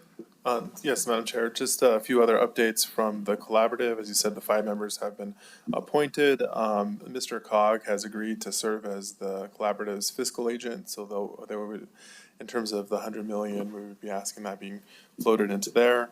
And they are currently hiring for an executive director. Hopefully, we'll be hearing having some good applicants apply for that here pretty soon. And the other big piece is this last legislative session, the county and the collaborative were awarded a little over $1.1 million for developing an affordable housing project. The collaborative has also agreed that that money should be allocated to the Six and Coal project. So we'll be taking that into the Six and Coal project as well and putting that into the capital stack as well. And then, of course, the city and the county came together to actually reach out to the development community and ask, like, hey, if you had a magic wand, what projects do you have that you could actually physically do? And what's the gap that you have to actually make it happen? And so from that, that's how we came up with our list of, right now, that gap would be about a little over $200 million, a little over $250 million. And that's where we got our $100 million request from, and being able to show that we have this gap, and this would help facilitate that to actually develop some of these projects. So with that, I'll move approval. Do I have it's been moved and seconded by Commissioner Barboa, and then I want any other discussion. Commissioner Barboa first, and Vice Chair Olivas. Vice Chair. Well, good to see you back. Go ahead. Good to see you, Marcos, and congratulations. I loved seeing your new baby on social media a little bit. And I'm so glad you got to spend time with them. And we're glad to have you back. Thank you. So thank you. I think and thank you for your leadership on the Housing Collaborative. I think we definitely needed your and the Economic Development Department's view on things. So this is really good. Again, I think all of this is possible. So I'm just proud. And I just wanted to, I think that I do want to make a statement after this stuff. But yes, that's. Thank you, Commissioner Barboa. I'm thankful to have a great team that during my absence has been great to support the collaborative and all of our efforts as well. So I'm just thankful for that. Vice Chair Olivas, and then Commissioner Benson. Thank you, Madam Chair. I was just really wanting to highlight this list, the spreadsheet that is in the packet on this resolution. I've never seen a list like this. This is really important, and I think it's something that legislators, I heard it loud and clear last year when I was in Santa Fe lobbying for housing money. You know, the big question was always, what are you going to use it for? Where? What's the address, right? Where is it going? Because, you know, legislators have those specific interests. They want to know, they just want to know where the money's going, but they also want to understand, how does that relate to their district? You know, how do they talk about that when they're talking to their constituents and what they're doing about housing affordability and homelessness in their neighborhoods? And so this list is huge. I mean, it's huge in dollar amount, it's huge in the number of units, but more so I'm talking in the sort of scheme of us really having a plan. I see this as a really key part of that plan, is being able to speak to, okay, we have this project, for example, in my district, the Uptown Connect project, for $15 million gap. we can bring online 215 new units. That's much easier to sell than going up to Santa Fe and talking to the legislators, talking to the governor about housing in general, which we all agree on. But it's these specifics, I think, that are really important. And so I just want to commend your team. I know that Chair Baca's been instrumental in this, the Housing Collaborative, and the city's team. That's also, because this is a collaborative list, right? This labels COA project, Burnco and COA. So working together and identifying all these projects and where the gaps are, I just think it's incredible. And I also want to highlight that, the governor and her team placed a lot of trust in us, as well as some legislators, to allocate some funds that needed to be used for housing and land banking, those kinds of things. And our team got it done. And we have these projects on our list now. Newly acquired land, for example, here's one, 3.18 acres. That's a decent sized parcel with MXM zoning, great zoning for housing, that we were able to purchase with those dollars that were allocated. So I think, this list not only speaks towards the future, but we can also talk to the legislators and the governor about the past and say, look, we can move this money, we can move it quickly and actually get things done that help our region. And so help us get the next tranche of funding. And so I totally support this. I think this is a great way to start this conversation with this kind of detail. And just for clarification, Madam Chair and Commissioner Olivas, that this is just a snapshot in time, so we consider it a living list. Commissioner Baca gave us the challenge of putting it together in a week, and we did it. But you were working on it before that. That's the point. We had it before, but it gave us a challenge to reach out to those partners and let them know that, hey, we're really serious about doing something with affordable housing, and give us your projects that we can be able to take them and be the advocate for them. So, Commissioner Benson. Thank you, Madam Chair. Margos, the work you put into this is notable, and Madam Chair, I don't disagree that housing is our #1 issue, but this is the largest request Bernalillo County has ever asked for, and I don't see how the state legislature will approve it. But also, it does seem like it conflicts with. Actually, can you answer that? Whether it conflicts with the governor's initiative or MFA, it seems like there's multiple drivers here, and we do have the largest population in the county of Bernalillo compared to other counties. But with such a massive ask being added to the list at such a late point, I feel like there's a lot of answers that need to be or a lot of questions that need to be answered before I would vote yes on this. Can you answer that about the conflicting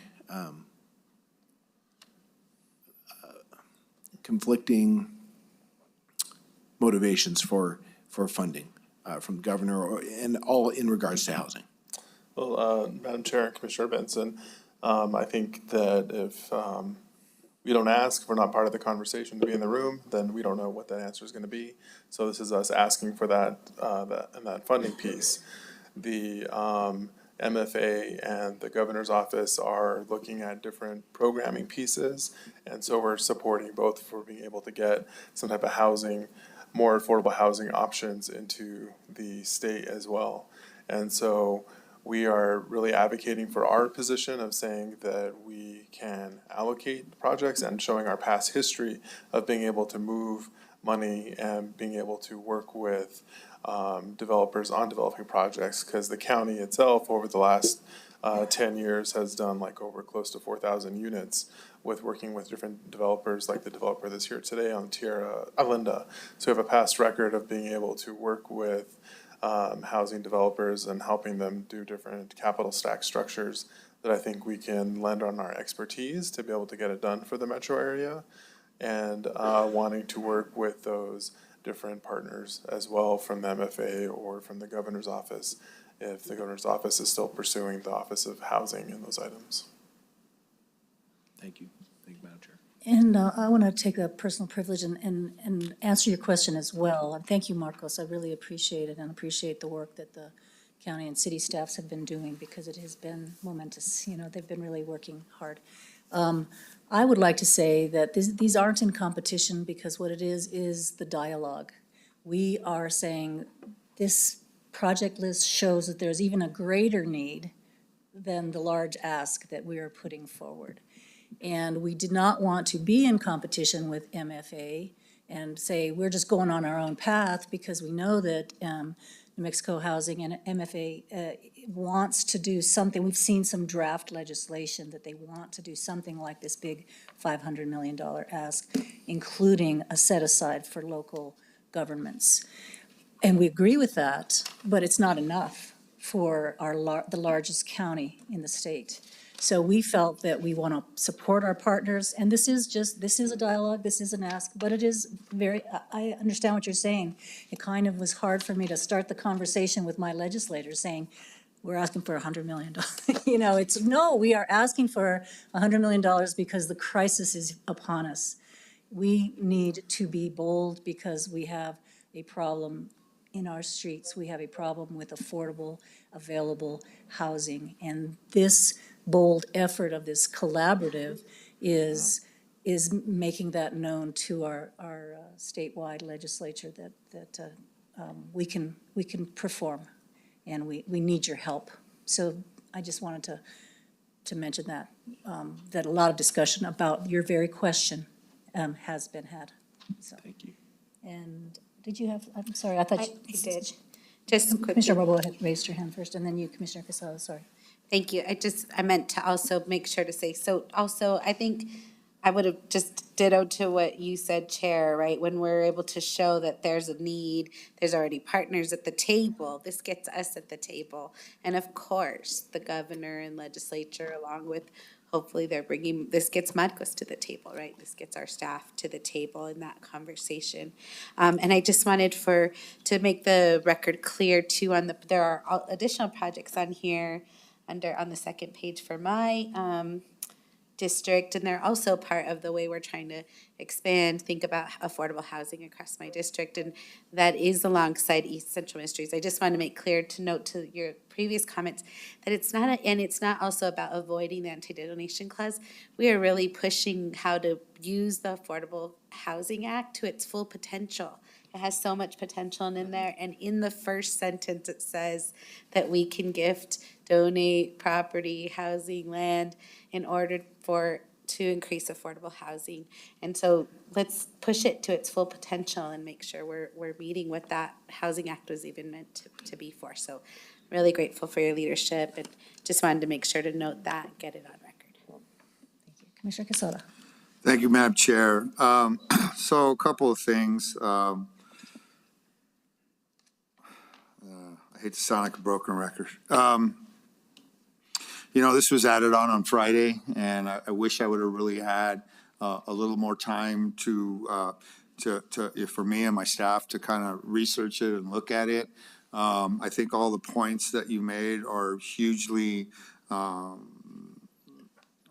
agree with them, right? I agree with everything that has been said. I agree with Marcos and his perspective, and I think the work is pretty amazing for a week. And so with that being said, I don't want to not support us moving forward, but I was hoping that through what you have in this resolution, that we could add collaboration with the governor and her plan moving forward to this. That would make me feel a little bit more comfortable with us not really competing with what the governor's plan is going to be, but that we are asking this in conjunction with whatever her plan is moving forward, because I know she has a big initiative coming out on affordable housing, and I think it would behoove us to have that written in our resolution moving forward. So I would ask for a friendly amendment just to add that small piece of adding the collaboration with the governor's office as we move this big, huge ask forward. I think that would help us with a little more buy-in. But again, I'm speaking just off the top of my head because my intention tonight was to come in and ask for a deferment for 2 weeks so I can study it and look at it and make sure that, you know, how I'm voting is, that I'm comfortable with, everything moving forward.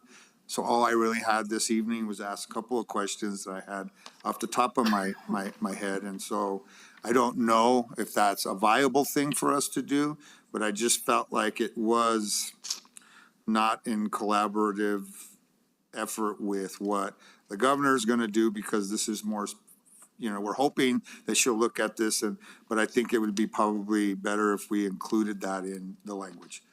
That's just my opinion, and I would ask that we would do that. Madam Chair, Vice Chair Lewis. I had a suggestion for possibly an easy way that we could do that. Just in reading through the now therefores, we say the board urges the New Mexico legislature to make, and we say that twice on number 2 and number 3. And if we added and governor or something to that effect after Or the before. governor's initiative? Housing initiative? Do you know what her Something to that initiative is? effect. Yeah. Something to that effect. I would have to defer to our lawyer to know how to word that correctly. I want to interject on that. I think if it's a friendly amendment, I would say, and just add the New Mexico legislature and the governor in both of those places, because that assumes that, I mean, I have to tell you, you know, we are trying to get a meeting with the governor. We've talked with, I mean, we know if Joseph Montoya, our partner on the city side, he's the one who shared the language on the legislation relating to the 500 million for MFA. Yeah. So he's talking with the governor, but if we can emphasize it by simply adding to those line 11 and a line 16 of the resolution where we say New Mexico legislature and just add and the governor. I'm good with that, as long as that, you know, we're working with her as well, not just the legislature. I'm good with it. So if that is a friendly amendment, we need to So vote on. I move for that a friendly amendment. Yeah, second. Okay. Any more discussion on that? Okay, so we will vote on the amendment first. All those in favor? Aye. Yes. Any opposed? Okay, now we're back to the resolution. Thank you. And any further, Commissioner Benson? Yeah, Madam Chair, actually, listening to Commissioner Quesada, I would request, I'd like to ask for a vote to defer this item for the next meeting, just for further review, since it is such a large request. So I would like to formally make that motion. Well, there's a motion on the table for approval of the resolution. And I guess I feel that the conversation we've had has answered many of the concerns and questions. So I'm ready to call the question, and it is by no means, you know, giving your concerns or your questions short shrift, Commissioner. I do think, though, this is the dialogue. We need to start this dialogue yesterday, and rather than waiting 2 more weeks to do that, I'd like to call the question, so. I defer. Thank you. So I've called the question. All those in favor of the resolution as amended, say aye, raise your hand. Aye. Aye. Opposed? No. And that passes. Thank you. Item 9E, County Clerk Jamie Diaz.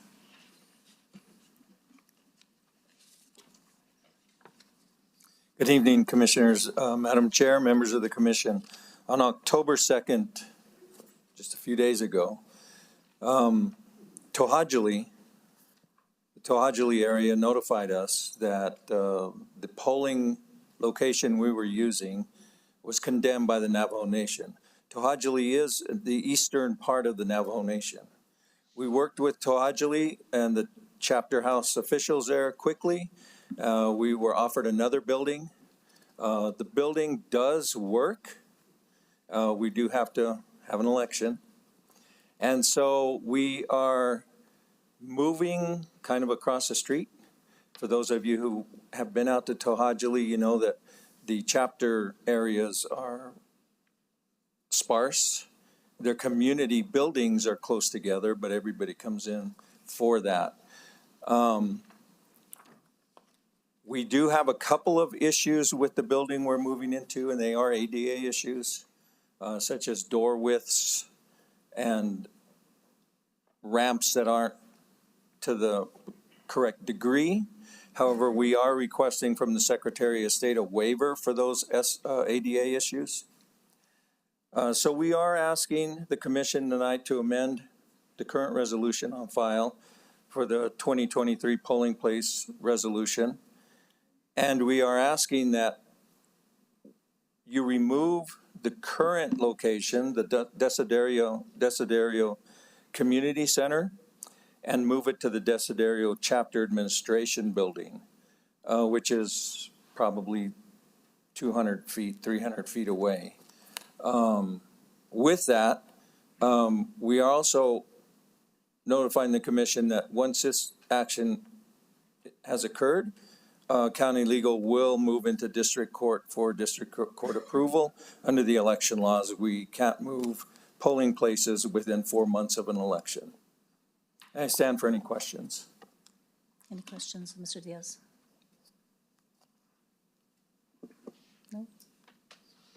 Is there a motion to approve? Oh, question? I just have a quick question. So you wouldn't move any other polling places if we're passing this wouldn't give us the authority to move anything else, just this particular? Madam Chair, Commissioner Casada, that's correct. Just this polling place. And it is a vote center, early vote center, and an election day vote center. So what's clear is that even though we collaborate with the Navajo Nation and the Isleta Pueblo, both of those governments understand that anybody in the county can go there and vote. So that carries every ballot style for any voter that's eligible to vote. And so, yeah, it is just affecting one polling place or vote center. Thank you. Thank you, Madam Chair. Commissioner Barboa. I just wanted to say thank you so much for working with our To'Hajiilee neighbors to make sure they have access to voting. Thank you. You're welcome. Any other questions? Yeah, Jesse, Jamie, sorry, I would really appreciate this as well. Anybody who's been out there know that it's quite a trek to get out there, and we really want to make sure that they have the opportunity to vote at home. So I move approval. Second. It's been moved and seconded. All those in favor? Aye. Aye. Yes. Aye. Thank you.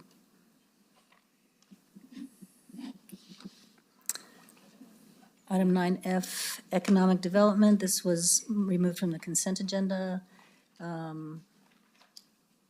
Trade Port Corridor, Marcos, the raise grant. It should just stay down here. Madam Chair and members of the Commission, the Economic Development staff requests approval of the grant agreement for the USDOT raise grant in the amount of $15 million. That's in connection with the I-40 Trade Port Corridor project. This will budget the grant and also authorize the county manager to execute the contract and any amendments to the contract with the USDOT. I'll stand for any questions. Vice Chair Olivas. Thank you, Madam Chair. Thank you, Director, for presenting this item. And I guess the reason that I wanted to talk more about this, have a little more discussion, is just because, it's $15 million in federal money that's coming into the community. That's a good thing. But in my conversations with you and your staff about this, I was given a figure of, I believe it was 30 million. I'm not sure if that's in the materials or in separate conversations I had with yourself and Carolyn. But that's a significant gap, right, of about $15 million. And it's still a little bit unclear to me as to sort of just what infrastructure this is going to go to fund, sort of, and I mean, it's easy to say, well, it's federal money, who cares? But I mean, it's still taxpayer money, right? Federal money is still national debt or whatever you want to call it, right? It's still money that our constituents earned and paid.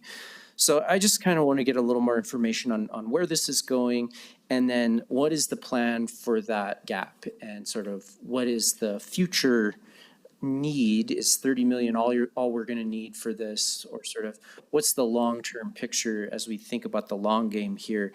What are we committing to? Because, you know, the other thing that I see whenever we sort of commit to this kind of large project is you get into this sunk cost fallacy, if you will. It's not necessarily a fallacy, but it can be, where you start saying, well, we already spent this money, we already budgeted this money, we have to continue the project. We have, and I'm not for or against this. I just, again, I wanted to get a little more information and pick your brain and have you tell us all a little bit more about it, so.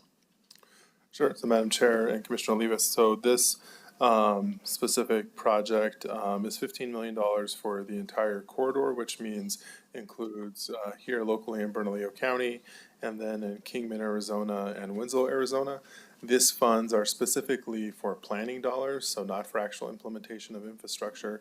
So planning out systems such as feeder roads, water, wastewater, and drainage, and a lot of the infrastructure that makes the sites, that would have the sites be ready for then private investment to happen, to have either that logistics piece, renewable energy piece, or manufacturing happening at those sites. We are going after larger federal grants and some state money as well. So on the federal grant, we were actually one of the leaders and part of the climate pollution reduction grant. There was a $500 million grant the state was going after, and a large part of that money was going to be allocated to Bernalillo County, a little over $100 million that would have gone for actual steel in the ground, so to speak, to pay for a lot of that infrastructure. Unfortunately, we didn't get that grant, but we're going to be looking for other federal opportunities that are like that. From what we've been told, the USDOT really likes this project because it does two things. It has renewable energy component and also has a multi-state component, since our partners from the Port of LA through Arizona, through Bernalillo County, and we've been in talks with Oklahoma as well. So having those pearl pieces across the nation is what they really like, funding those type of projects, and are asking for those type of projects to be funded into it. For the larger full-scale project, we are looking at a very large amount, and we are just taking pieces incrementally into it, and wouldn't want to put the county into a position that because we got this much money, we would have to spend X money continuously.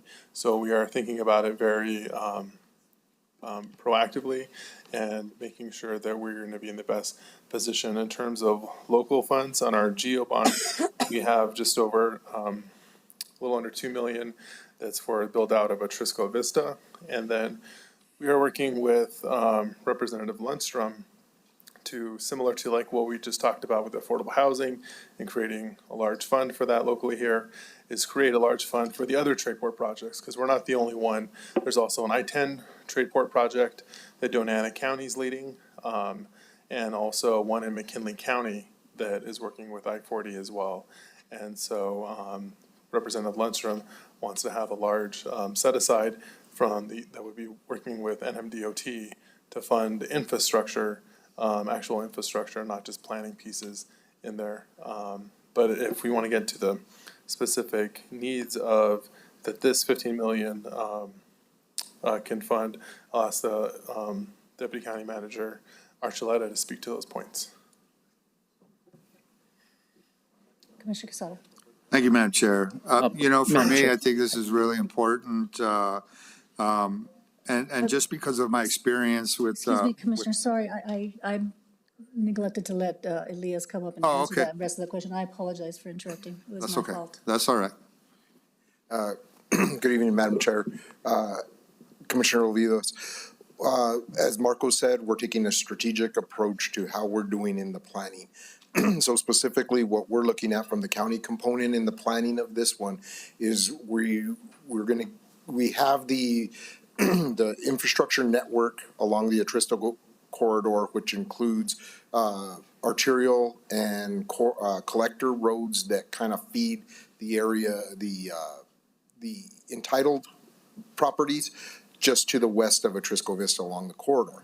So what we're looking there is we're going to utilize our portion of the planning dollars here to get the necessary surveys and conceptual design for the roadway network, the water, sewer, storm drain, all of those, all of the public utilities necessary, and also working with the private utilities that would feed that for power, for gas, for broadband in there, so that as we move forward with our grant applications, as we secure, confirm a site for our first phase for the trade hub in there, that way we can be in a position to move into a design build approach for this. So essentially what we do is we take this up to between 15 to 30% design for those components, have good reliable estimates so that we can target. So if we get the money, we can really move to get that put out within 18 months to 24 months, depending on the segment that we're looking at. So that quick turnaround. This follows kind of the approach that we did when we brought in Amazon.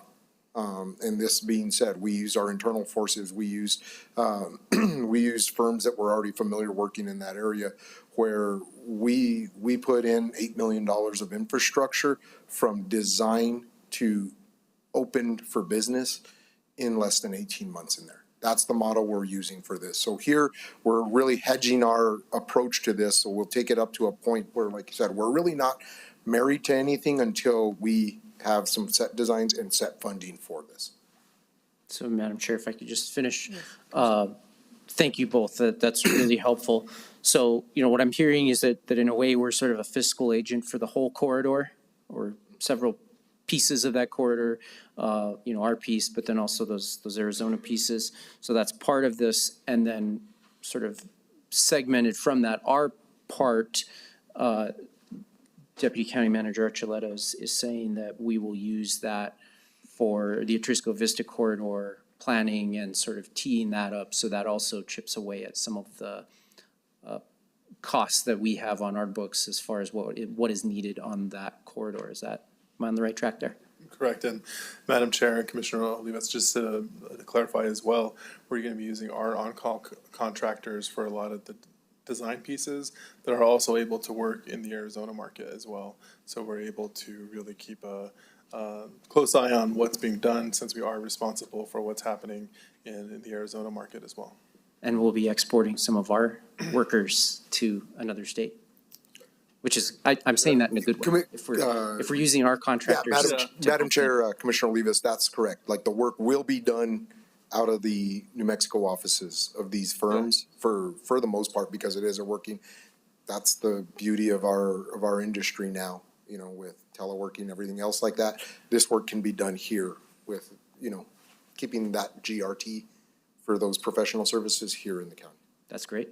Thank you both so much. And, the last thing I wanted to say was just, this speaks to sort of the site readiness situation that, I know we hear our economic development folks talk about area.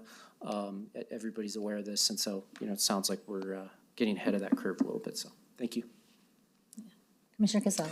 Yeah, so I was just going to say, thank you, Madam Chair. I was just going to say that it's super important to have that in place. I can't tell you how many opportunities and businesses that we had to not move forward with in my district because the infrastructure is not there. And some really good clean energy stuff that I'd been kind of working for and pushing for, because of the infrastructure wasn't near the Rio Bravo area, 2nd Street, Broadway area, going north there. They backed out because, they just couldn't afford the infrastructure, and it was really hard for, like the water authority to put the proper sewers and all these other things. They just didn't have the funding because it wasn't a long-term plan. But here we have an opportunity to put a long-term plan in place, make sure that we know what needs to go in there as we move forward. And that way these businesses come in and feel like, they could hit the ground running, put in the buildings, connect to the infrastructure and move forward. That has been a big problem in my district that we could not do and we could not navigate because you have other government entities that you have to navigate in order to make that happen.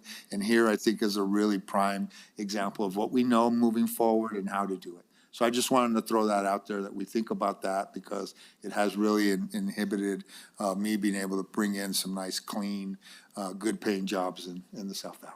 So thank you, Madam Chair. Thank you. Commissioner Benson. Thank you, Madam Chair. One more point to add on to Commissioner Quesada is that the long-term project is an inland port, which is of national security.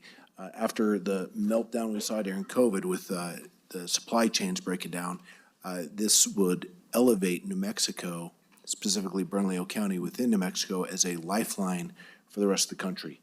And we're already showing the leadership through your departments, being the leader in this development and then building out into Arizona even. We're taking that leadership role. So it's not only does it give us immediate infrastructure, but also long-term, it's a big one for Bernalillo County and the United States. And Madam Chair and Commissioner Benson, just to clarify as well, we're also the tip of the spear of really designing the new way fueling network for hydrogen trucks and then for electric trucks as well as the way that we ship our goods through the country is going to be changing through the years. So that's really being designed through this project as well, which unfortunately is not being done by the federal government, but it's something that we've taken on and doing and really shape-shifting how the country is probably going to be looking at how they ship goods across the country as well. So we've taken on that challenge. So I move approval. Do I have a second? Second. It's been moved and seconded. All those in favor? Aye. Yes. Thank you, sir. Move on to item 10, approvals. 10A, Behavioral Health Initiative. Dr. Lindstrom.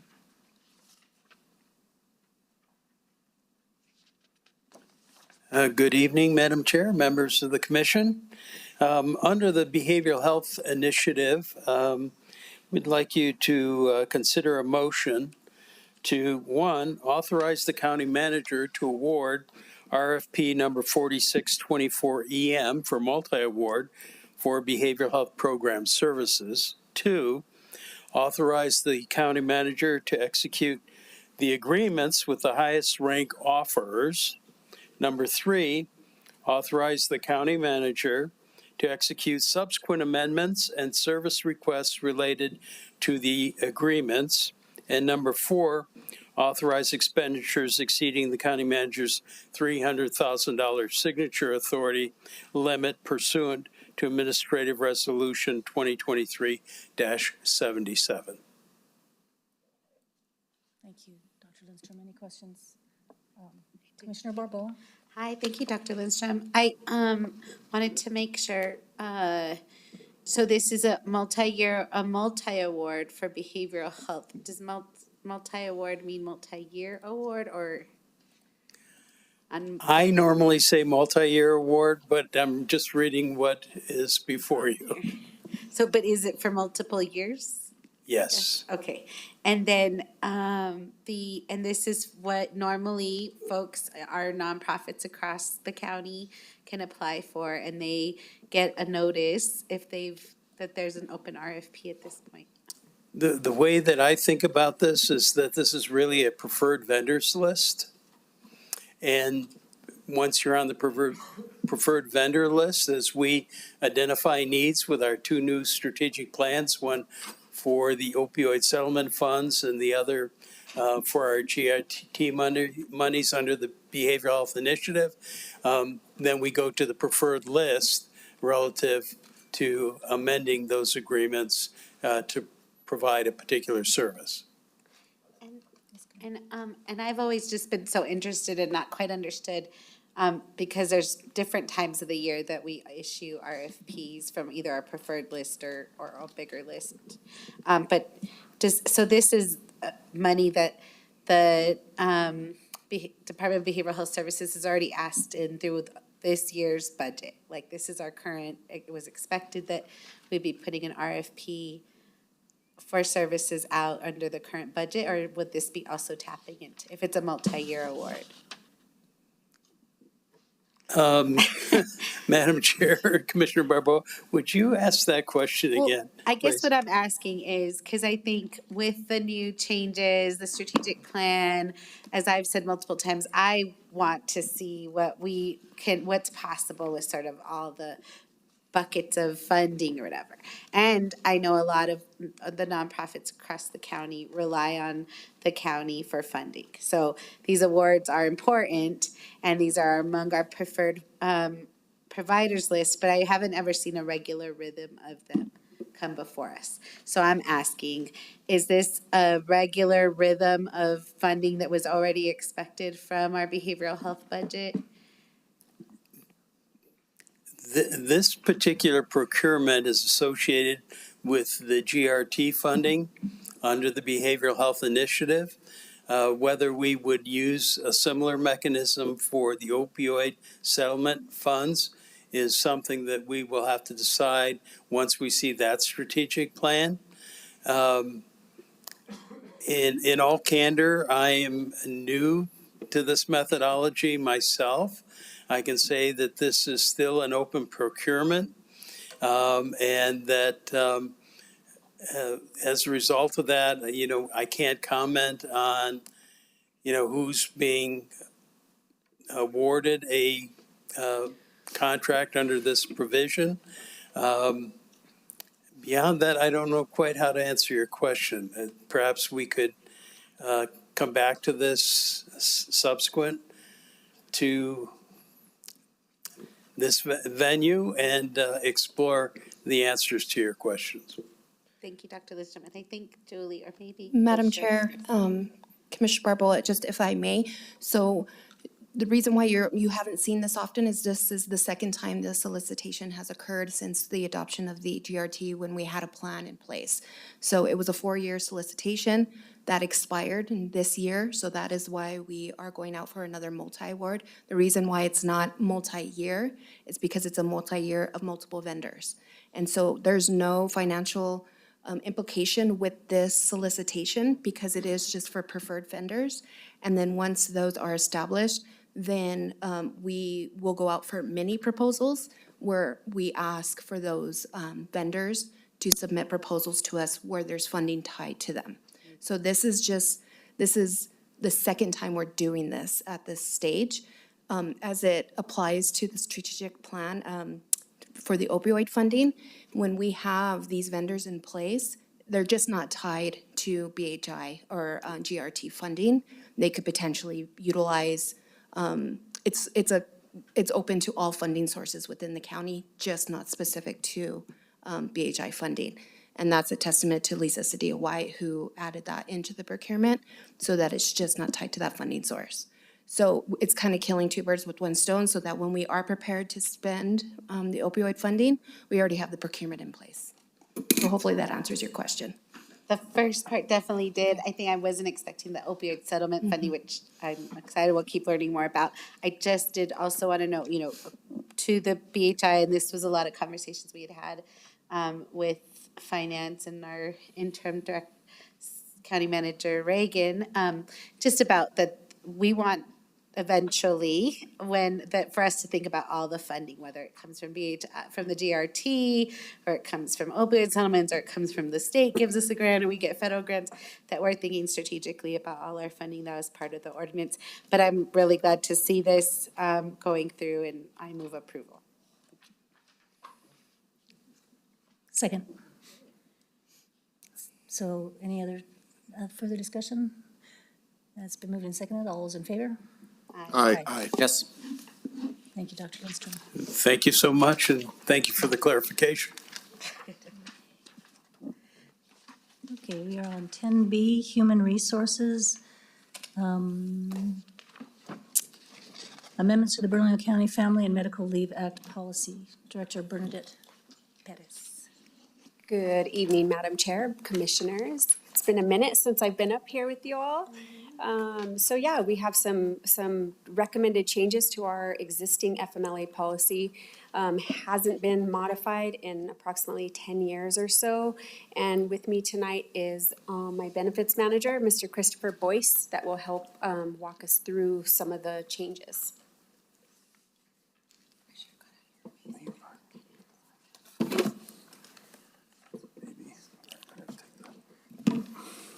Maybe. There we go. So I have a slide deck prepared.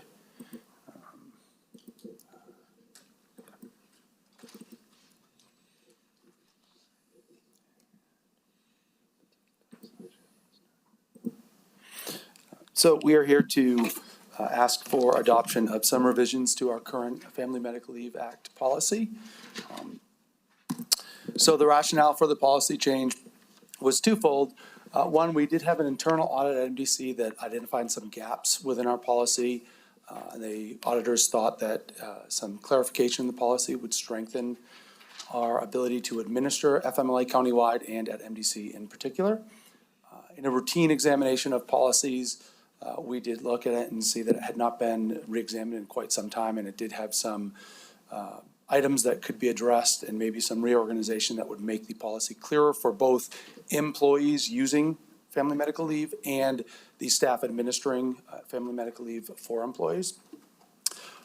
We felt these opportunities were fairly self-evident, and we thought it not only improved the policy, but it provided a chance to define rights and responsibilities on both sides more clearly for the employees and for Bernalillo County. Most of the policy changes, as you'll see in the next few slides, are really more reordering than massive changes to the policy. We felt the original policy was kind of a little bit all over the place in terms of how it had the material organized. It was the proper information for employees and for staff to have. It just wasn't necessarily laid out in the best manner. The revision process looked a little something like this. We worked with Bernalillo County Legal, two attorneys within the legal staff that have some experience and expertise in FMLA and the administration of it at the Metropolitan Detention Center. I worked with Director Perez to review and revise, as well as another senior HR manager with 30-ish years of experience in human resource management. She has since retired from the county, so she is no longer here. Once we went through multiple revisions and edits of the policy, and the 5 of us agreed that it was at a place we could move it on to outside counsel. We sent it to outside counsel for review, and this is the outside counsel that Bernalillo County uses in FMLA cases, so she has extensive experience and expertise in this area. Once it was reviewed and returned from our outside counsel, it went back to the committee internally to make sure that we didn't have any questions for outside counsel. Once we all agreed on it, it was sent to the Bernalillo County Manager, Acting County Manager Reagan, for her to review and have a chance to ask any questions, and then move to presentation to the commission for approval. So currently, our policy starts with the glossary of terms right at the beginning of the policy, which we kind of felt like the glossary should be moved towards the end of the policy, and we should get into the overall statement about the policy, and then the procedure for applying for FMLA, and how an employee would go about that. Return to work, things that are really pertinent to an employee when they are applying for and using FMLA. The glossary has been moved to the end of the policy in section 7.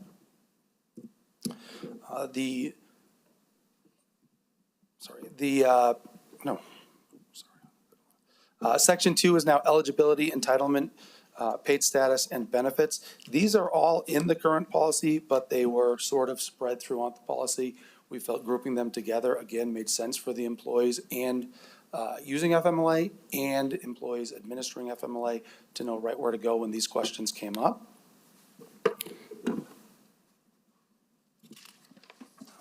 Section 3, qualifying conditions, certifications, recertification. Again, in the current policy, these points are kind of dotted throughout the policy and not grouped together, but it made sense to put them together. Explain what qualifying conditions were, explain the certification process, explain the recertification process to employees. Intermittent leave and birth and bonding, these tie together nicely because our birth and bonding policy and intermittent leave are often confused and come up, so as questions. So we put them together. In the present policy, they are spread through multiple sections. And again, we've now just moved them into one section. Again, most of these changes and moving things, we did not alter the language because the language is dictated by federal law. So the language stayed the same, we just moved it to a different section. Military family leave, currently, this is again spread throughout the policy. Military family leave is a little bit different than standard family medical leave. There are some different parameters around it. It can be a bit confusing to someone who's looking for just general FMLA information to have to parse that out, and vice versa. We do have significant numbers of employees who have family members who are in the military who are reservists. So we felt that this warranted its own section so that A, when they needed that information, they could pull that information, and B, as someone who would not need that information, I'm not getting it pulled into other information I'm looking at and getting confused by it. Section 6 is the only new section to the policy. Our current policy does not spell out any employee responsibilities within the process. Federal law dictates that there are responsibilities the employee has to observe in terms of notice for call-outs, how they can use family medical leave, how they can schedule appointments for intermittent leave. And we wanted them clear so that when these issues did arise and we needed clarification from an employee, they had access to the policy and they did not feel they were being singled out. They understood that, well, this is within the policy and we're just looking for clarification. And that we want them to know that this is normal, this is not anything against that individual. And finally, the glossary of terms, as I said earlier, it was immediately at the start of the policy originally. Now we've now just moved it to section 7. We have added a couple of definitions and taken some out that were more clearly explained within the section and didn't warrant further explanation, but pretty much stays the same as it was before with a couple of additions. So in summing it up, the intent of our policy was, the intent of the changes was to create a policy that was easy to understand for both employees and those administering the policy, because while we do use a third-party vendor, there's still a lot of in-house work that goes into this. We wanted to provide clarification of terms and organize the policy in a manner that made it easy to follow the flow of. We wanted to provide information to employees about the responsibilities that they have during the FMLA process, not just what the county has to do, and that was not addressed in the previous policy. The effect of these, we feel it does provide clearer guidance for employees and both using family medical leave and those administering. We feel it sets clear expectations for employees on the use of family medical leave, which will hopefully alleviate misuse problems in the future and help us address any issues we have now. And the big thing to note is it makes no changes to an employee's right to apply for FMLA, their right to use it, their entitlement. Those are all federally mandated. This policy stays well within the bounds of the federal law. It makes no changes to anybody's federally protected rights. So with that, I will stand for any questions. Any questions, commissioners? Commissioner Barboa. Thank you for bringing this.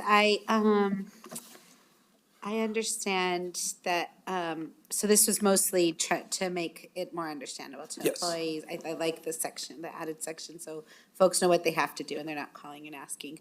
I am a little disappointed that our definition of family, and I won't propose to try and change this now, but I don't really think it meets our current New Mexico values or landscape. You know, we have so many grandparents raising grandchildren. I bet you have an auntie that if she was in dire condition, you would take the time to want to care for her, or grandpas, or this is also not friendly to the LGBT community or folks who haven't chose to marry. It doesn't even acknowledge domestic partnership. Commissioner Barboa, the reason for that is federal law does not address these issues yet. And bringing in domestic partners and those other relations puts us out of compliance with federal law. So we can't do better, you're saying, than federal law? I don't believe that to be true. I was advised that we follow the federal law. So, I think of it, That's I what think we we do. should think of it more as the opening opportunity, and we could always do better than federal law. But I mean, I know it means it would have budget and probably implications, so I won't push for any kind of amendment now, but I'm gonna ask to work with you in the future. I think yes, is absolutely. a really hard, and if we want to be attractive, I mean, we've done so much work to be attractive to people. We have to meet the needs of our families, which don't fall in just this spouse, child definition. Thank you. That's all. Thank you. Any other questions? Vice Chair Olivas. Thank you, Madam Chair. I really appreciated that slideshow because I wasn't able to parse sort of what the changes were in the actual text, and that was really helpful. You did a really good job, I think, of making that just flow better, easier to read, and easier to use for both you all in your role in HR and for the employees that need to be in compliance. I do remember looking at that internal audit report on FMLA at MDC, and I can see where this definitely helps address some of those compliance issues that were raised. So I think this is a good change. I do agree with Commissioner Barboa that, perhaps as we had this debate last year in our state policy priorities, as we talked about paid family medical leave, and this is very different, right? Because this is not paid. Folks can use paid leave to supplement this, right? But this is not paid leave. This is unpaid family medical leave. And so, I think it's perhaps something that may be coming down the pipe either way, right? Out of our control. If this is something that the state decides to put forward where, you all may be working on this because of that. But even if it doesn't, I do kind of agree with Commissioner that it might be something worth exploring, at least in a limited way. How can we, whether it's a completely different policy or completely different benefit, it doesn't have to be the same thing, because I hear what you're saying about federal compliance and not wanting to sort of tread on that. But is it something completely different that we need to have a conversation about? How do we make our workplace more friendly to families? I think we're already pretty friendly, but I think things are changing, and large employers are moving in this direction rapidly of paid family and medical leave and expanding those definitions to include sort of the non-traditional family models and things like that they're just a fact of life. So I don't think that's any fault of yours. I think you did a great job on this. Totally support this. But I hope it's something that we see continued evolution on and work perhaps in the future on something different, but in the same vein. So thank you. And if I can address the unpaid FMLA piece, we do allow, and we are able to have employees use paid leave until they do not have it. And as you all are probably aware, we do have a paid parental leave policy of 6 weeks, or paid parental leave for all employees of the county, and that is for both parents if they both work within the county. Federal law mandates we split the 12 weeks they're entitled, but we do not do that with our paid parental leave. And we also have a very generous donated leave policy for those employees who suffer a medical emergency that causes them to use FMLA or a medical leave of absence, and they might not have leave. They can petition the county for donated leave from other employees. And I have found in my almost 9+ years with the county that our employees are very generous in donating leave to their fellow employees. So we do work very hard to keep employees in a paid status as long as possible, so they do not end up with bills and arrears and debts that they can't handle. Madam Chair. So that part is not required by federal standards. We don't have to pay people for that. So we are going above and beyond in that. Yes. Which kudos to you all, county administrations, current and past, that made that happen. So yes, we're under no obligation on the paid parental leave or the donated leave at this point, but it was something that county management, since I've started, has felt was a good idea, and the paid parental leave has now been in effect for 3.5 years. Thanks for educating us on that. Appreciate it. Want to move approval? I'll move approval. Second. It's been moved and seconded. Further discussion? All those in favor? Aye. Aye. Yes. Thank you. Thank you. Thank you. And Director Pettis, our final item, diversity, equity, and inclusion. Good evening again, Madam Chair, Commissioners. Bernadette Perez, I'm the HR Director. This DE&I initiative, it really all started with Commissioner Quesada when I got to the county, 5 years ago. He reached out and he wanted us to look at more inclusive hiring practices. And so that's kind of what led us down this path. And so we're really excited to finally be at this place. It's taken us some time. And I have Miss Cindy Weaselbear here, my talent management manager, to help us kind of walk through the details of what this looks like. Good evening. So as Director Perez said, this started several years ago with the request to look at more inclusive hiring practices. When we looked into that deeper, we recognized that you can't just bring them in, you have to support them through the life of their employment. So we went down this track of, how do we do that? It broadened the scope that we initially started with, and we have before you today the RFP that we recently did. So on December 22nd of 2023, RFP 2824 NM was issued. 222 vendors viewed the RFP online on our bonfire system. The scope of work included a countywide needs assessment and report, training for 300 directors, managers, and supervisors, and the development of a new hire training, and train the trainer program to develop internal trainers so that we could continue on that work past the consultant's contract for sustainability. Also, training and coaching for newly certified IDI assessment administrators, and I'm happy to clarify what that is for you here shortly, and development of a proposed strategic plan with measures. The IDI assessments, just for information purposes, is a personal assessment that's done to let that individual know where they fall on a particular continuum of cultural awareness and give them some guidance on how they can grow and improve that should they choose to.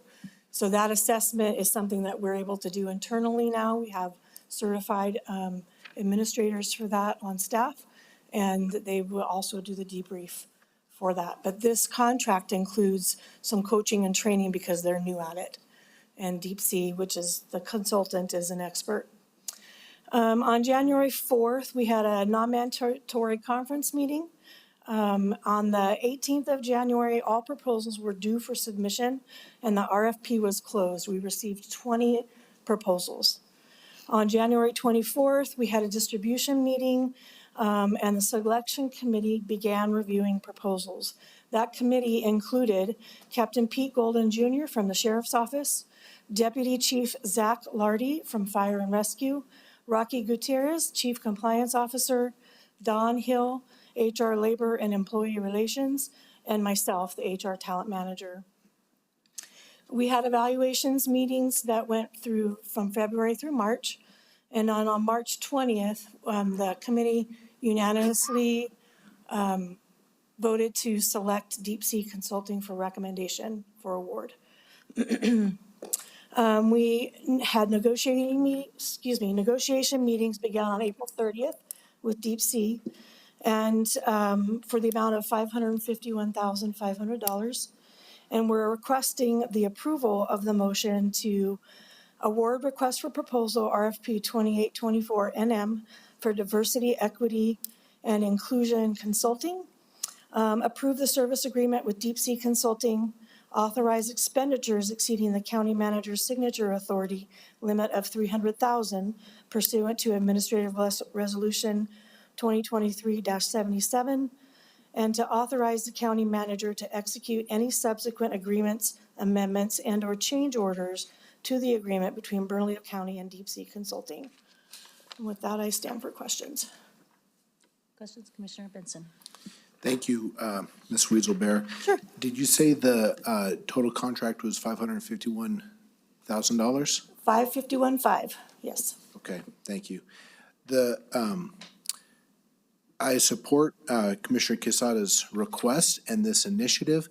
I guess my question, though, and I'm glad to know the actual dollar amount, knowing that one consulting company is getting $500,000 for this, it's a lot of money. And so, you know, I question the efficacy of those funds.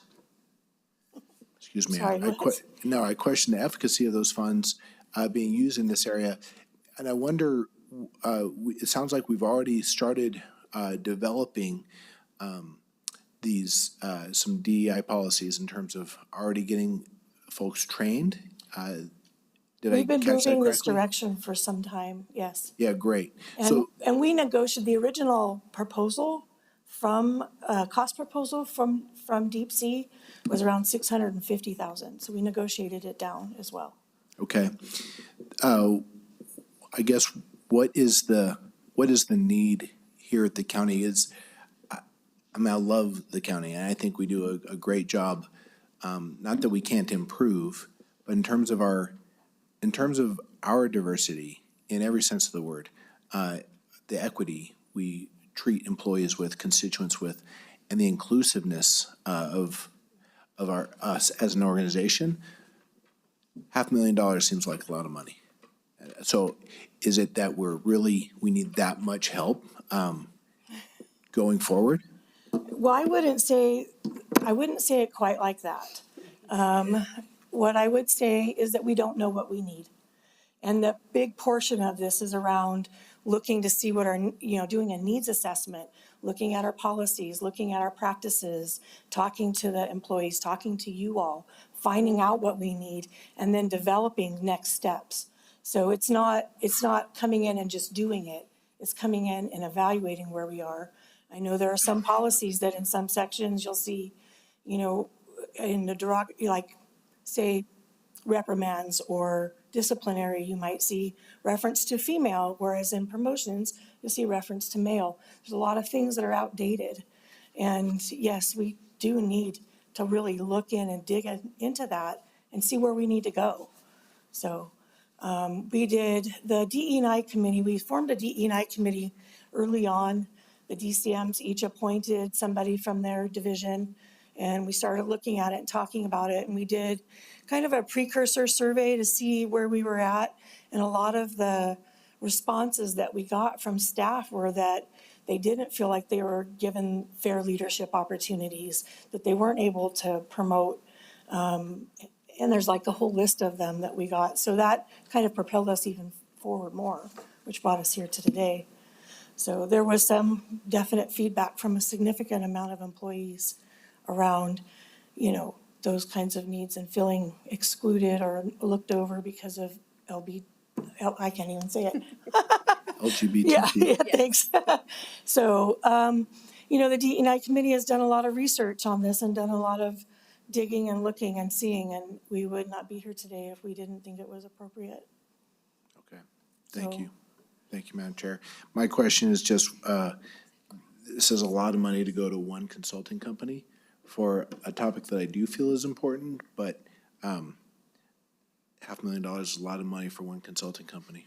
And Thank you, Madam let Chair. me just say, this is over 2 years, Okay, if that helps.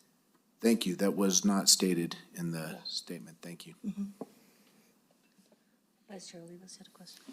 Thank you, Madam Chair. No, I just wanted to say that, I support this effort. I think this is really important. Your team has just done an amazing job of taking the lead on a lot of these employment issues. We just talked about paid family medical leave, and paid medical leave. Your team and the work that you did on the, I'm gonna forget the name, but the class and comp study, got it.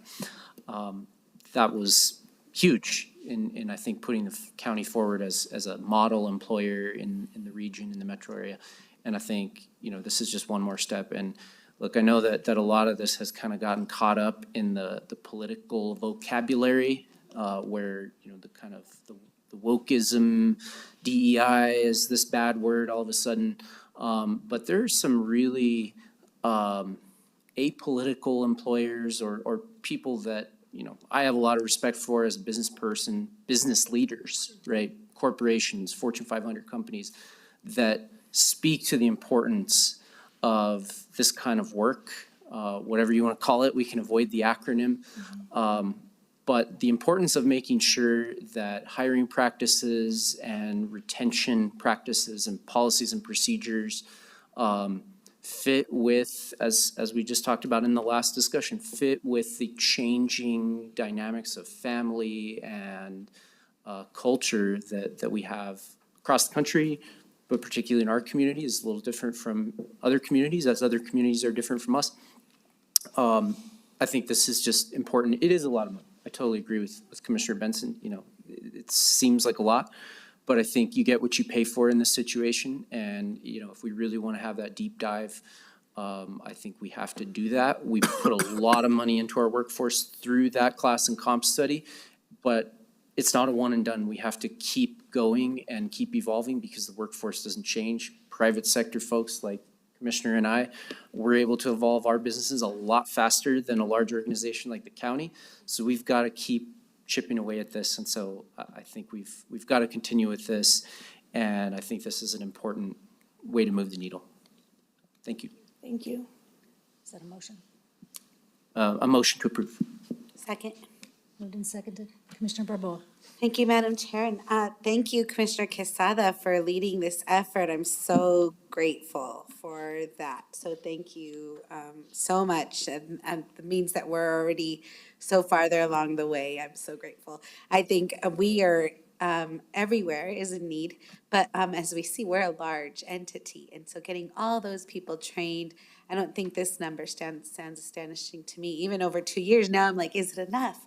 Because I want to make sure all our folks are trained. And I can just say that there's been different, everyone is learning and doing better. But I can say I'm working right now with Dr. Harold Bailey, who works at the NAACP, because he believes there needs to be an African-American liaison at our Resource Reentry Center because African-Americans are not getting the same attention as there's data to show it, right? Or that there was an employee that was taking away from our youth services center, not allowing a teacher to offer the autobiography of Malcolm X in his class. So there's obviously things that are happening that impact how we provide services. And so I'm just grateful that we're going to be doing this kind of dive, getting the training our employees need so that they can feel confident to serve our communities in the best way possible. So I support this and thank you. Thank you. Commissioner Benson. Thank you, Madam Chair. I guess one last question, and this is either for either of you. What can the county as an organization expect after spending $500,000? And what can the taxpayers that are funding this expect yielded? I mean, will there be tangible? I'm familiar with consulting firms. So please tell me what the tangible benefit will be. I completely agree with Commissioner Barboa and Commissioner Olivas, but $500,000 is a lot of money going to one consulting company. Yes, you are right. On a very, very large topic that has multi-prongs, very hard to define, politically sensitive topic. So after spending $500,000, what can the taxpayers expect? Well, first of all, the training that will take place with the managers, directors, supervisors will bring them to a different level of cultural awareness. We did a class with the same organization for the DCMs, the DE&I committee, about a year and a half ago. And they also did that IDI assessment.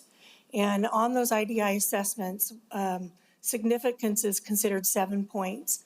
They did a pre and they did a post, and we were able to see that even that group changed tremendously between pre and post in terms of their awareness of where they are in their filters and how they have unconscious biases and the shift that it made. They had 28 points improvement. So, and that was a 4-session class that was kind of compacted a little bit for time's sake because of the busy schedules. But so first of all, you're going to get that from all those who take it. Second of all, this is the beginning. You know, we're going to get a 5-year proposed strategic plan with measures, and we'll be able to review that and decide whether or not these things, where our priorities are. There might be a list of 12 things. Maybe we'll start with 2, but we'll have that to drive. And you'll also have individuals within the county that are on our staff already that will continue the work forward, which I think is key, which is what we've been teeing up for. This is really just getting us started and setting us up for success without having to rely on other consultants in the future. So that's how I can best answer that for you. Thank you. Without getting into all the principles around, DE&I and all that stuff. Thank you. Commissioner Casella. Thank you, Madam Chair. For me, it's pretty simple. We have to make sure that, as a county, that we are moving forward.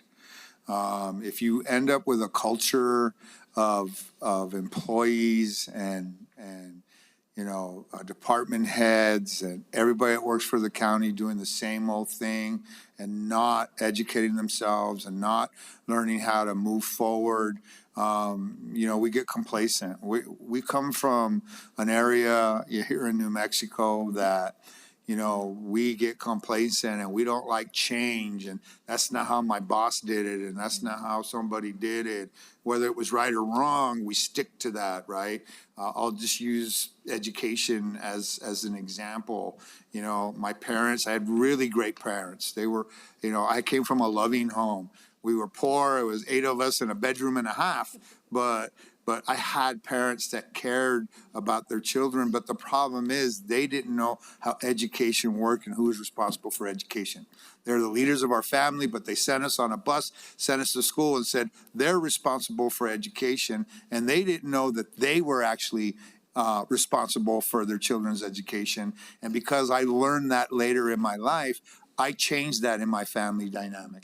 Right. So now I was responsible, and that APS was there to assist me in my children's education. So I broke that chain, if that makes sense. That's the best way for me to explain it. So what we're trying to do is break that chain of complacency of this is how it's always been done, because just because it's always been done that way doesn't make it the right thing. I agree. It's expensive. I didn't know it was going to be this expensive, to be honest with you. But I still believe that we need to change the culture, and that sometimes it's expensive. And I'm just going to end with that. Thank you, Madam Chair. I'd like to add, if I might, to your question. One of the things that we will get to see as we do these IDI assessments, we'll get to see an aggregate where our staff is, where the employee base is. So there's different stages of development. We'll be able to isolate where the highest percentage of them, not by name, not by individual, because that's confidential, but as a whole, whether by department or division or countywide, where they fall on that continuum so that we can develop things to help them grow that are targeted towards what would serve them for growth into that next stage. So that's another thing that we'll get, which I'm really excited to see. Okay, I call the question. All those in favor? Aye. Yes. Opposed? No. That passes. Thank you, ladies. Appreciate your work. Thank you. Thank you. Announcement of our next meeting will be Tuesday, October 22nd, 2024, here at 5 p.m. in the Ken Sanchez Commission chambers. And this meeting is adjourned. Thank you all.